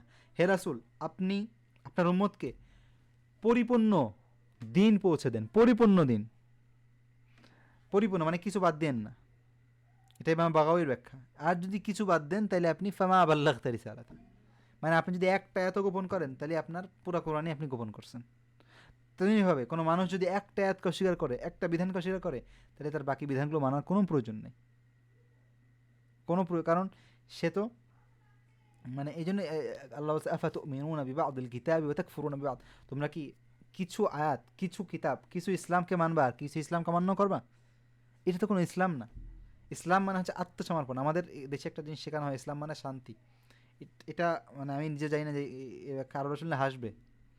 আসলামা ইউসলিমু ওমান আহসানু দীনাম মিম্মান আসলামা ওয়াজহাহু লিল্লাহ, তার থেকে উত্তম কে, যে তার ওয়াজহকে, যে তার জাতকে, যে তার অস্তিত্বকে আল্লাহর সামনে সমর্পণ করে। তো সমর্পণ করা, আত্মসমর্পণ করা, নিজেকে আল্লাহর সামনে বিলিয়ে দেওয়া, আল্লাহর সামনে নিজেকে শেষ করে দেওয়া, এটাই হচ্ছে ইসলাম। ইসলাম মানে এটা না যে শান্তি। হ্যাঁ, ইসলামের রেজাল্ট শান্তি, ইসলাম মানে শান্তি না। আপনি রেজাল্ট মনে করেন যে জান্নাতে গেলে মানুষ জান্নাতে মত থাকবে, এখন এটা এটা একটা রেজাল্ট, এটা একটা আপনার গিফট, এবং সেটা দুনিয়ার মতো না। বাকি এখন যদি কোনো একজন গোমরাহ ব্যক্তি এসে বলে জান্নাতে থাকবে, তাহলে ওইটাই আল্লাহ খাইতে গেছে, ওইটাই খাবো আমরা, নাউজুবিল্লাহ, হবে না। যেটা রেজাল্ট, ওইটা আপনাকে দিলে হবে না, আপনি নিজে থেকে বানাতে পারবেন না। মনে করেন যে ক্লাসে যখন প্রতিযোগিতা হয়, সেই প্রতিযোগিতাতে অথবা পরীক্ষা হয়, সেই পরীক্ষাতে স্টুডেন্ট চাইলেই বলতে পারে না আমি ফার্স্ট, তুমি সেকেন্ড যাও, তোমাকে ফার্স্টের পুরস্কারটা তোমাকে না। এইটা শিক্ষকরা নির্ধারণ করে। তা আমাদের যে প্রভু, যে আল্লাহ তাআলা, সে আল্লাহ নির্ধারণ করে দেবেন যে মানে শান্তি, মানে শান্তি আমাদেরকে আল্লাহ দেবেন, বাকি আমাদেরকে আল্লাহর সামনে আত্মসমর্পণ করতে হবে। আর আত্মসমর্পণ করা মানে হচ্ছে আল্লাহর দেওয়া পথকে ফুললি ফলো করা। আল্লাহ, এবং আপনি যদি ফলো নাও করতে পারেন, অন্তত মনে প্রাণে বিশ্বাস করতে হবে যে না, এর বাইরে কোনো কিছু ফলো করা যাবে না। কারণ বিশ্বাসের জায়গাটা যদি নষ্ট হয়ে যায় তাহলে ইমান চলে যাবে। সর্বশেষ একটা বিষয়, আমি এটা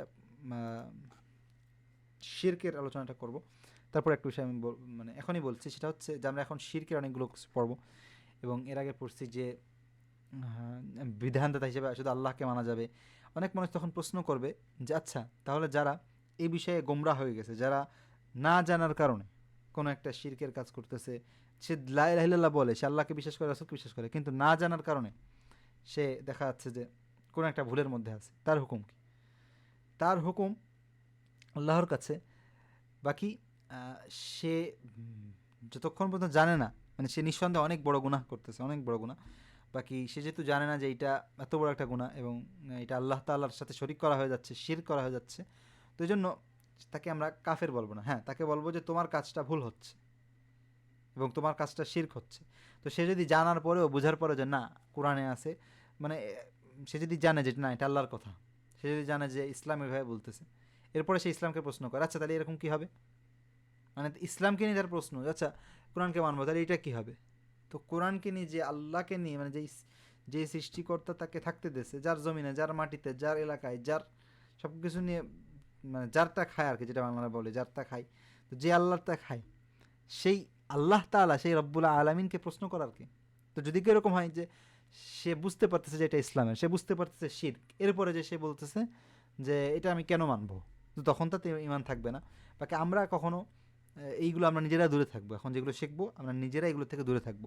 বাকি মানুষকে কখনো আবার বলে ফেলবো না যে তুমি তো মুশরিক কারণ তুমি এই কাজটা করছো, তুমি তো কাফের কারণ তুমি এই ভুলটা করছো। না, এই জিনিসটা আরও জটিল বিষয়। এটা আমরা যদি আপনারা এলেম অর্জন করেন, আমরা যদি সামনে আল্লাহ তৌফিক দান করে, ইচ্ছা আছে ইনশাল্লাহ আপনাদের সাথে এই বিষয় নিয়ে আলোচনা করার, তখন ইনশাল্লাহ আমরা জানবো যে কী কী কারণে কাফের হয়। অনেক সময় আছে যে কুফরি করতেছে, শিরক করছে, কিন্তু কাফের হচ্ছে না, এরকম আছে কিন্তু। তো সেইগুলো কখন হয়, কী হয়, আমরা পরে জানবো ইনশাল্লাহ, যদি আল্লাহ আমাদেরকে তৌফিক দান করে। আপাতত এখন আমরা নিজের এগুলো থেকে দূরে থাকবো, প্লাস মানুষকে জানাবো যে এই কাজগুলো হচ্ছে শিরক, এই কাজগুলো হচ্ছে ভুল। আচ্ছা, তো আমরা আমাদের আলোচনা আলহামদুলিল্লাহ শেষ। এখন হচ্ছে শিরককে শুধু চিনতে হবে, অর্থাৎ শিরক হচ্ছে আগে আমরা আল্লাহর যেই গুণাবলী সম্পর্কে জানছি, আগে আমরা যে আল্লাহর যে সকল হক সম্পর্কে জানছি, এই হক, এই গুণাবলীতে যদি আল্লাহ ছাড়া অন্য কারো অধিকার আছে, মানে আল্লাহ ছাড়া অন্য কারো শরিক আছে, এটা কেউ মনে করে, সেটাই হচ্ছে শিরক। তো এই শিরকটা করা যাবে না। আচ্ছা, শিরক দুই ধরনের, একটা হচ্ছে বড় শিরক, যেটা করলে মানুষের ইমান চলে যাবে, এবং আমরা বলছি যে এই শিরকটা করুক কি করুক, তার মানে এই না যে আপনি তাকে মুশরিক কাফের বলে দেবেন। না, কাউকে মুশরিক কাফের বলা অনেক জটিল কাজ, এটা আমরা ওইদিকে যাব না, এটা আলেম ওলামাদের কাজ। ছোট শিরক হচ্ছে যেগুলো অনেক বড় গুণা, অনেক বড় কবিরা গুণা, বাকি সেগুলো করলে মানে সাথে সাথে মানুষ মুশরিক হবে না, কিন্তু সেগুলো আল্লাহ মাফ করুক অনেক সময় মানুষকে বড় শিরকের দিকে নিয়ে যেতে পারে। তো আমরা কিছু বড় শিরক দেখি, আল্লাহ ছাড়া অন্য কাউকে সেজদা করা, অর্থাৎ অন্য কারো ইবাদত করা, কোনো বিপদ থেকে বাঁচতে বা কিছু পাওয়ার জন্য আল্লাহ ছাড়া অন্য কারোর কাছে দোয়া করা, এই যে কোনো মাজারে যে দোয়া করা, মাজারের যে মৃত ব্যক্তি তার কাছে চাওয়া, এইগুলো সব হচ্ছে শিরক, এবং শিরক আকবর, অর্থাৎ বড় শিরক। মানুষ ঈমান থাকে না এগুলো করলে।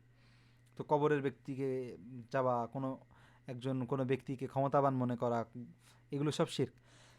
যেমন অনেক কাছে যে গোমরাহ পীরদের কাছে চায়,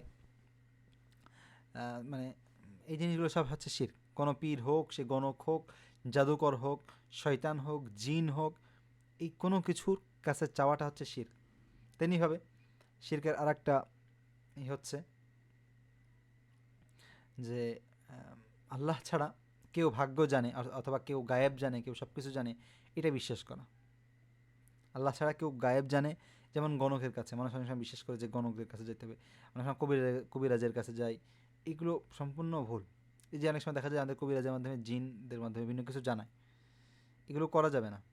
আর অনেক সময় আপনি বলেন যে তাহলে জিনরা, এখানে অনেক ডিপ আলোচনা আসে, সেদিকে যাচ্ছি না। বাকি অনেক সময় একটা প্রশ্ন আসে যে মানে সে জানতেছে কিভাবে, সে জানছে কিভাবে, মানে বুঝলাম যে আল্লাহ ছাড়া কেউ জানে না, তাহলে ও জানলো কেমন, ও জানলো কেমন তার মায়ের নাম এটা, ও জানলো কেমন যে আমার 2 বছর আগে এটা ঘটছিল। এটা জানার কারণ হচ্ছে যে আপনার সাথে কিন্তু কি আছে, জিন আছে আপনার সাথে, ফেরেস্তা ফেরেস্তা আছে, জিন আছে, খারাপ জিন আছে। তো আমার এক বন্ধু আছে, ওই বন্ধুর ফ্যামিলি একজন ওই বন্ধুর ফ্যামিলির একজন জাদুকর ছিল আর কি, তওবা করে মাফ এই করছে। তো সে ব্যক্তি আহ, যেটা আমাকে আমাকে সরাসরি বলছে যে মানে এখানে খেলাটা দেখেন, যে জিনিসটা মানে গোপন জিনিস আমিও জানতাম না, সেটা হচ্ছে যে ওই কবিরাজের যে জিন, এই জিনে ওই জিনিসের সাথে চুক্তি করে কিছু খাওয়াই টাওয়াই, মানে যা ওকে কিছু দেয়, তাই জন্য দেখেন এই লাগবে সে লাগবে বলে অনেক সময়, এই নিয়ে কি করে ওই কাছের জিনকে দেয়, মানে আপনার সাথে যে জিনকে আছে, রোগীর যে সাথে যে জিন, ওই জিনকে দেয়, জিজ্ঞাসা করে যে ভাই কী কী ইনফরমেশন দাও। তো ওই জিন তো আপনার সাথে থাকে, ও জানে আপনার বিভিন্ন সিক্রেট বিভিন্ন কিছু জানে, ও বেটা এই এজেন্টকে বলে দেয়। এরপরে সে এসে আপনাকে বলে রাখি, ওরে আল্লাহ রে জানছে কেমনে। কাহিনী হচ্ছে যে তো আপনি সিম্পল বিষয়, একজন মানুষ ওদের কাছে এত হাই টেকনোলজি আছে সেটা এখন আপনার কাছে নেই, ওদের কাছে সেই টেকনোলজি আছে যে আপনাকে 24 ঘন্টা আপনাকে তারা দেখে না, আপনার জন্য যে স্পেশাল জিনটা আছে, আমাকেও দেখতেছে হয়তো। এবং রাসুল সাল্লাহ ছিল, কিন্তু হাদিসে আসে যে সে মানে রাসুল তাকে মুসলমান, মানে সে মুসলমান হয়ে গেছে রাসুলের সাথে যে জিনটা ছিল। যাই হোক, তো এরকম অনেক কিছু আছে আমরা জানি না, কিন্তু ভিতরে ভিতরে অনেক কিছু হয়। এজন্য আমরা নিজেদের সীমাবদ্ধতাকে স্বীকার করব, আমরা আল্লাহর গোলাম এটা জানবো, এবং এই সকল শিরকি বিষয় থেকে আমরা দূরে থাকবো ইনশাল্লাহ। আচ্ছা, এরপরে আসি কিছু ছোট শিরকের উদাহরণ। আচ্ছা, সর্বশেষ যেটা, যে আল্লাহ যা হারাম করেছেন তাকে হালাল মনে করা, অর্থাৎ আল্লাহর বিধানকে অস্বীকার করা। আল্লাহ যে বিধান আছে, আল্লাহ বলছে হালাল, আপনি বলছেন নাউজুবিল্লাহ, মানে উল্টোটা বললেন। আল্লাহ বলছে এটাই করতে হবে, আরেকজন বললো না এটা করা যাবে না, এরকম করে করতে হবে। যেমন আল্লাহ তাআলা এখন ইসলামের বিধান কি, ইসলামের বিধান হচ্ছে যে কোনো খুনি যদি খুন করে, জানা যায় কি খুনি, সব কিছু তাকে খুন করা। এবং মানে মৃত ব্যক্তির পরিবার যদি চায় যে তার কেসাস হবে, অর্থাৎ তাকে খুন করতে হবে, তো ইসলামের নিয়ম হচ্ছে তাকে খুন করা। এখন যদি একটা দেশ আইন করে যে না, খুন করা যাবে না, এই করতে হবে, সেই করতে হবে, সেই প্রসেস করা লাগবে, সেই প্রসেস করা লাগবে, খুন করা যাবে না, তাহলে এবার ইসলামের বিধান কি? ইসলামের বিধান হচ্ছে প্রকাশ্যে প্রকাশ্যে সেই খুনির শাস্তি হবে, যাতে করে পুরা দেশবাসী সতর্ক হয়ে যায়। আজকে দেখেন প্রতিদিন, আপনি আজকে খোঁজ করেন খুন, নিহত, এটা নিয়ে গুগলে সার্চ দেন, আমি এখন আপনাদেরকে এই স্ক্রিনশটে সার্চ দিয়ে দেখাতে পারতাম। আজকে হয়তো একজন খুন হয়েছে, আজকে অন্তত 1-2 জন খুন হয়েছে, এবং অনেক কিছু নিউজে আসে না। এই গ্রাম, বাংলাদেশে কত হাজার গ্রাম আছে, এই গ্রামের একটা গ্রামে কেউ খুন হবে না? অবশ্যই কেউ খুন হইতে পারে। তো এত কিছুর পরেও এই যে খুন খারাপি, কিন্তু এখানে যদি একটা ইসলামী পন্থায় একটা বিচার করা হতো, একটা জাস্ট একজন খুনিকে একজন খুনিকে ইসলামী আইনে একজন খুনিকে যদি ইসলামী আইনে বিচার করা হতো, অর্থাৎ সবার সামনে যদি তাকে গুলি করে মারা হতো, ইসলামী আইনে কোনো তাকে খুন করা হতো, বিচার করা হতো, তাহলে সেখানে কি হতো? প্রথমত যে ব্যক্তি নিহত হয়েছে তার অধিকারটা বাঁচত। এরপরে যেই ব্যক্তির ফ্যামিলির যে ব্যক্তির ফ্যামিলি মারা গেছে, সেই ফ্যামিলি তারা যে অনেক মানুষ আছে যাদের ফ্যামিলি মারা গেছে, মানে মারা গেছে, বাকি দেখা যাচ্ছে মায়ের ছেলে মারা গেছে, মায়ের বুক খালি, মার শুধু জীবনের একটাই স্বপ্ন যে ছেলের বিচারটা দেখবে, কিন্তু সেই বিচার আজকে 20 বছর হয়ে যায়, টাকা ঢালতে ঢালতে উকিলে টাকা খাওয়ানো লাগে। টাকা খাওয়ানো লাগবে কেন? এটা কোন সিস্টেম? স্পষ্ট প্রমাণ আছে যে দোষী, তারপরেও তারপরেও আবার উকিল ধরা লাগবে কেন? এটা কোন দেশের আইন? তো আমি এটাই বলছি যে আপনি যখন আল্লাহর আইন বাদ দিয়ে এরকম গোলামি শুরু করে দেবো আমরা, তখন আমাদের জন্য এছাড়া কী আছে? এই যে ব্রিটিশ আইন, এই ব্রিটিশ, ওরা আমাদের কী ইসলাম শেখাবে, মানে ওরা আমাদের কী শেখাবে? যেই ব্রিটিশরা এবং যেই ইংরেজরা এবং যেই পশ্চিমারা সবচেয়ে বড় খনি পৃথিবীর, তারা যদি আমাদেরকে আইন শিখাতে আসে, তারা যদি আমাদেরকে জীবনের সিস্টেম শেখাতে আসে, তাইলে আমাদের থেকে হতভাগার কে হইতে পারে? মূর্খ মানে কে হইতে পারে? আজকে কতগুলো টাকা দেখেন এই যে বাংলাদেশে আমরা আইন বিভাগে নষ্ট হয়। এই যে যারা ওকালতি করে, এক একটা হচ্ছে কি বলবো, মানুষের হারাম টাকা খেয়ে বেঁচে থাকে। যার পক্ষে টাকা ঢালবে তার দিকে আইন ঘুরবে। এই আইন অর্থাৎ আমাকে ন্যায় বিচার পেতে গেলে টাকা দেওয়া লাগবে। আর মুসলিম রাষ্ট্র হলে, হয়তো তোমরের সেই বিচার ব্যবস্থা হলে, খেলাফতের রাশিদা হলে, অথবা খেলাফতের রাশিদা বাদ দিয়ে ওসমানী খেলাফত, সিম্পল একটা খেলাফতের সময় হলেও আপনার যদি অন্যায় করে, প্রমাণ থাকে, আপনাকে টাকা দিয়ে বিচার করা হবে, আপনাকে সম্পূর্ণ মানে সাপোর্ট দেওয়া হবে। আর এমন একটা রাষ্ট্রে বাস করি, এমন একটা সিস্টেমের মধ্যে আমরা আছি, আল্লাহ মাফরুক, যেখানে আমার বিচার পাইতে গেলে আমার 2 টাকা ঢালা লাগে। আবার 2 টাকা ঢাললে আমি টাকা কম ঢেলে ফেলি। আর যে খুন করছে, যে সে যদি গুন্ডা হয়, নেতা খেতা কেউ হয়, দেখা যাচ্ছে মানে সে শুধু মানে তার টাকা, তার ক্ষমতার কারণে, টাকার কারণে, মানে আমি তো মানে বিচার পাই না, উল্টো দেখা যাচ্ছে যে বিচার চেয়েছে তাকে দেখা যাচ্ছে মানে আরও বিপদে পড়তে হয়, বিভিন্ন হুমকির মুখে পড়তে হয়, দেখা যাচ্ছে তার বিরুদ্ধে মিথ্যা মামলা দিয়ে দেওয়া হয়। তো এগুলো কেন? আইন, ন্যায়, নীতি, এগুলো কি টাকা দিয়ে কিনা হয় নাকি? কবে থেকে সত্যকে টাকা দিয়ে কেনা যায়? কবে থেকে বিচার পাইতে গেলে টাকা দেওয়া লাগে? কোন দেশের কোন জাহিলিয়াত এটা? জাহিলি যুগে, জাহিলি যুগে মানে এত জাহিলিয়াত ছিল কিনা জানা নেই।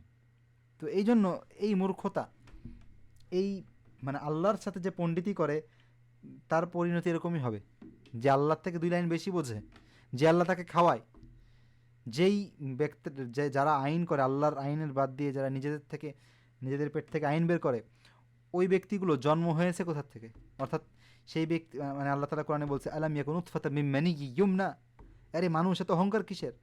তুমি কি সেই নাপাক জায়গা থেকে বের হওনি? তো মানুষ হচ্ছে এরকম যে সে একটা ক্ষুদ্র দাঈফা, খুলিকাল ইনসানু দাঈফা, এক ফেরেশতার এক ফুৎকারে পুরো জগৎ ধ্বংস হয়ে যাবে, পুরো মানুষ মানে পুরো মানব জাতি ধ্বংস হয়ে যাবে। এই হচ্ছে মানুষের পাওয়ার। এই জাতিরা আসে, এই বেটারা আসে আল্লাহর দেওয়া আইনের উপরে আইন দেখাতে, আল্লাহর দেওয়া জীবন ব্যবস্থার উপরে পণ্ডিতি করতে, যে কত তারা শিক্ষিত হয়েছে। আরে ভাই, এত জ্ঞান যদি থাকেই, সেটা নিয়ে আমরা আজকে সায়েন্স নিয়ে গবেষণা করি, ডাক্তার আজকে ক্যান্সারের ওষুধ এখনও বের হয়নি ভালো করে, অথবা সেভাবে করে এখনও মানে সেরকম অনেক অনেক রোগী পড়ে আছে যেগুলোর চিকিৎসা নেই, ওইগুলো নিয়ে কাজ করি, এত যদি জ্ঞান থাকে। এরপরে আমাদের সৌরজগৎ, আরও মানে ফিজিক্স, কেমিস্ট্রি, আরও কত কিছু আছে দুনিয়ার, এগুলো নিয়ে পড়ি। আইনে কেন হাত দিতে যাব? আইন কি আল্লাহ আমাদেরকে করে দেখায়নি? আমাদের এই যে বর্তমানে ইউরোপের যেই উত্থানগুলো, তারা অনেকেই স্বীকার করে যে তাদের জ্ঞানের যে উত্থানটা, এটার পিছনে ইসলামী যে উত্থানটা ছিল, ইসলামী আমলে, ইসলামী আইন যখন চলতো, তখন ইসলামী বৈজ্ঞানিকদের, মুসলিম বৈজ্ঞানিকদের যেই গবেষণা ছিল, সেগুলোর উপরে ডিপেন্ড করে তারা মানে তারা আরও বাড়াইছে, সেগুলোকে আপগ্রেড করছে, এরপরে তারা নিজেরা ক্রেডিট নিয়ে এনেছে। যাই হোক, তো এখন এই কাজগুলো, অর্থাৎ আপনার জ্ঞান আছে তাহলে আপনি ওই ক্ষেত্রে করেন, আইনে কেন হাত দেবেন? আইনের জন্য আছে ফিক, যে আজকে আমাদের বাংলাদেশে মুফতি আছে, মুফতিদের কাছে ইসলামী আইন নিয়ে পড়া। তো আইন নিয়ে কাজ করবে যারা আল্লাহর আইন নিয়ে পড়ছে। কিন্তু আইন যখন এরকম ব্যক্তি ছাড়া সুদখোর, ঘুষখোরের হাতে যাবে, আইন যখন এমন ব্যক্তিদের হাতে যাবে যাদের কাছে টাকা দিয়ে আইন কিনা লাগে, টাকা দিয়ে বিচার কিনা লাগে, তখন এই দেশে বিচার হবে কেমনে? এই বাংলাদেশের জন্য বিচার ব্যবস্থা, বাংলাদেশ বলে কথা না, এই পশ্চিমাদের যে সিস্টেম, এখানে মানে যার টাকা আছে তার জন্য বিচার আছে। এই যে আবরার ফাহাদ যে মারা গেছে, তার খুনিরা কি একদম মানে কেউ জানে না পৃথিবীর, এখন পর্যন্ত তাদের বিচার হয়নি। আচ্ছা, আমি কয়েক বছর আগে একটা বুয়েটেরই একটা দেখছিলাম যে প্রায় 80 লাখ না কত লাখ টাকা তারা খরচ করছে বিচারের জন্য। আরে ভাই, 1 লাখ, আরও সরকার নিজে টাকা দেবে যে বিচার আমরা করে দেব। যে মজলুম, যে নির্যাতিত, তার 1 টাকা দেওয়া লাগছে কেন? 80 লাখ টাকা, সে কত এখন হয়তো টাকা শেষ, বিচার হচ্ছে না, তো বিচার হবে না। আরও দেখেন ওর যখন দাড়ি মোজ পেকে যাবে ওই বন্দীদের, তখন বিচার হবে কিনা তাও সন্দেহ। এই যে বাংলাদেশে যার মানে বলা হয় যে যাই হোক, অনেক মানুষকে ফাঁসি দেওয়া হয়েছে, দাড়ি মোজ পাকার পরে ফাঁসি দেওয়া হয়েছে, কেন? বিচার করা 50 বছর লাগছে কেন বিচারে? ইসলামী বিচার থাকলে যে দোষী তার বিচার পরের দিনই হবে, এখানে কোনো কথা নেই। যেমন আপনারা জানেন যে সাহাবাদের একটা ঘটনা আপনার অনেক ফেমাস, যে খুন করছে, সিদ্ধান্ত হয়ে গেছে তার বিচার হবে, সে বলছে যে সাহাবি, আমি মানে খলিফা, আমি তো এখন আমার ফ্যামিলিকে শুধু একটু বলে আসবো, আপনি আমাকে একটা দিন সময় দেন। তো এই যে জাস্ট, অবশ্য আলহামদুলিল্লাহ মানে তাকে মাফ করে দেওয়া হয়েছিল। রাজা কিন্তু মাফ করতে পারে না, এমন কোনো ক্ষমতা আল্লাহ তাআলা অধিকার দিয়েছে মৃত ব্যক্তির পরিবারকে। দেখেন আল্লাহ তাআলা আপনাকে কতটা সম্মান দিয়েছেন। প্রত্যেকটা নাগরিকের, প্রত্যেকটা ব্যক্তির, প্রত্যেকটা মুসলমান, প্রত্যেকটা প্রাণীর একটা অধিকার আছে। হয়তো তোমার বলতো যে আমার ভয় হয় যে ফুরাত নদীর পাশে, অর্থাৎ 1000 কিলোমিটার দূরে ওই নদীর পাশে একটা কুকুর না খেয়ে মরে যাবে, সেই হিসাব আল্লাহর কাছে আমার দেওয়া লাগবে। একটা কুকুর না খেয়ে মরে যাবে, সেই হিসাব আমার দেওয়া লাগবে আল্লাহর কাছে। আপনার হযরত ওসমানের সময়, হযরত ওমরের সময় ইতিহাস পড়েন, প্রত্যেকটা মানুষের একটা ভাতা ছিল। কেমনে সময় আমার জানা নেই, বাকি প্রত্যেকটা মানুষের একটা, আপনি জনগণ, আপনার ভাতা আছে, চিন্তা করেন। তা আমাদের দুনিয়ার দরকার নেই, বাকি আমি বলতেছি যে ইসলাম থাকলে এমনিতে এরকম শান্তি পাওয়া যায়। তো এটা ছিল সেই আমল। আর এখন আপনাকে আইন পাইতে গেলে, বিচার পাইতে গেলে টাকা দেওয়া লাগবে। কেন? কারণ আমরা আল্লাহর থেকে এক লাইন বেশি বুঝি। তা আল্লাহর থেকে এক লাইন বেশি বুঝলে এরকম কপালে যারও কত দুঃখ আছে সেটা আল্লাহ ভালো জানে। এই জন্য আল্লাহর থেকে এক লাইন, দুই লাইন, আধা লাইনও বেশি বোঝা যাবে না। আল্লাহ যেটা যেভাবে বলে দিয়েছে সেভাবে চলতে হবে। বাকি আমাদের যদি জ্ঞান থাকে, সেই জ্ঞান দিয়ে আমরা মানব জাতির কল্যাণে, অনেক জ্ঞান আছে, অনেক সেগুলো নিয়ে পড়াশোনা করি, সেগুলো নিয়ে গবেষণা করি, দেখবো যে আমাদের দেশ জাতি সব কিছু অনেক উন্নয়ন হবে ইনশাল্লাহ। আচ্ছা, সর্বশেষ এতটুকু অংশ বাকি আছে আমাদের। ছোট শিরক, ছোট শিরক যেটা, বড় শিরক থেকে মানুষ কাফের হয়ে যায়, যেগুলো বললাম এখন। ছোট শিরক কি কি? যেমন মানুষের প্রশংসা পাওয়ার জন্য ইবাদত করা, আল্লাহ ছাড়া অন্য কারো নামে শপথ করা, আল্লাহ ছাড়া অন্য কারো নামে কসম করা। অনেকে বলে যে টুপির কসম, টুপিতে হাত দিয়ে কসম দিচ্ছি, কেবলামুখী হয়ে কথা বলতেছি। এগুলো মানে এগুলো ভুল, এগুলো করা যাবে না। ঠিক আছে? মায়ের কসম, এটা কসম, সেটার কসম না, একমাত্র আল্লাহ তাআলার নামে কসম করা যাবে। এরপরে দেখা যাচ্ছে কোনো প্রাণী বা বস্তুকে অপয়ামনা করা, মনে করা যে ওই প্রাণীটা, ওই বস্তুটা, ওই জিনিসটা অলক্ষণে, মানে ওইটা আমার জন্য ক্ষতি হতে পারে, এরকম মনে করা। যেমন আমাদের মধ্যে অনেকে আছে যে প্রথম কাস্টমার আসলে কাস্টমারকে ফেরত দেয় না, এবং কাস্টমারকে এগুলো হচ্ছে সব মানে ছোট শিরকের মধ্যে পড়ে। এগুলো থেকে আমরা দূরে থাকবো। ইসলাম যেটা বলছে সেটাই সত্য। আল্লাহ তাআলা আমাদেরকে সৃষ্টি করেছে। সায়েন্সও বলে না যে আপনার একটা একটা বিড়াল দেখছেন সকালে, আপনার দিনটা খারাপ যাবে। তো আপনি কেন এই ধরনের। এরপরে অনেক কুসংস্কার আছে, যেমন সূর্যগ্রহণ হলে অথবা এরকম একটা কিছু হলে, কোনো একটা কিছু হলে দেখা যাচ্ছে যে অনেক সময় বলা হয় যারা গর্ভবতীদের বাইরে বের হওয়া যাবে না। মানে কুসংস্কারের শেষ নেই। এই সকল কুসংস্কার ছোট শিরক। তো কুসংস্কারে আমরা বিশ্বাস করবো না। সর্বশেষ আমি একটা হাদিসে শেষ করছি আজকের আলোচনা। রাসূল সাল্লাল্লাহু আলাইহি ওয়াসাল্লাম বলেন, তোমাদের জন্য, মানে আখাফু মা আখাফু আলাইকুম আশ-শিরকুল আসগর, তোমাদের মধ্যে সব থেকে বেশি যে জিনিসটা ভয় পাই সেটা হচ্ছে ছোট শিরক। তো এই হচ্ছে ছোট শিরকের ভয়াবহতা। আমরা এ থেকে দূরে থাকবো ইনশাল্লাহ, এবং আল্লাহ তাআলা আমাদেরকে তৌফিক দান করুক। ওয়া আখিরু দাওয়ানা আনিল হামদুলিল্লাহি রাব্বিল আলামিন।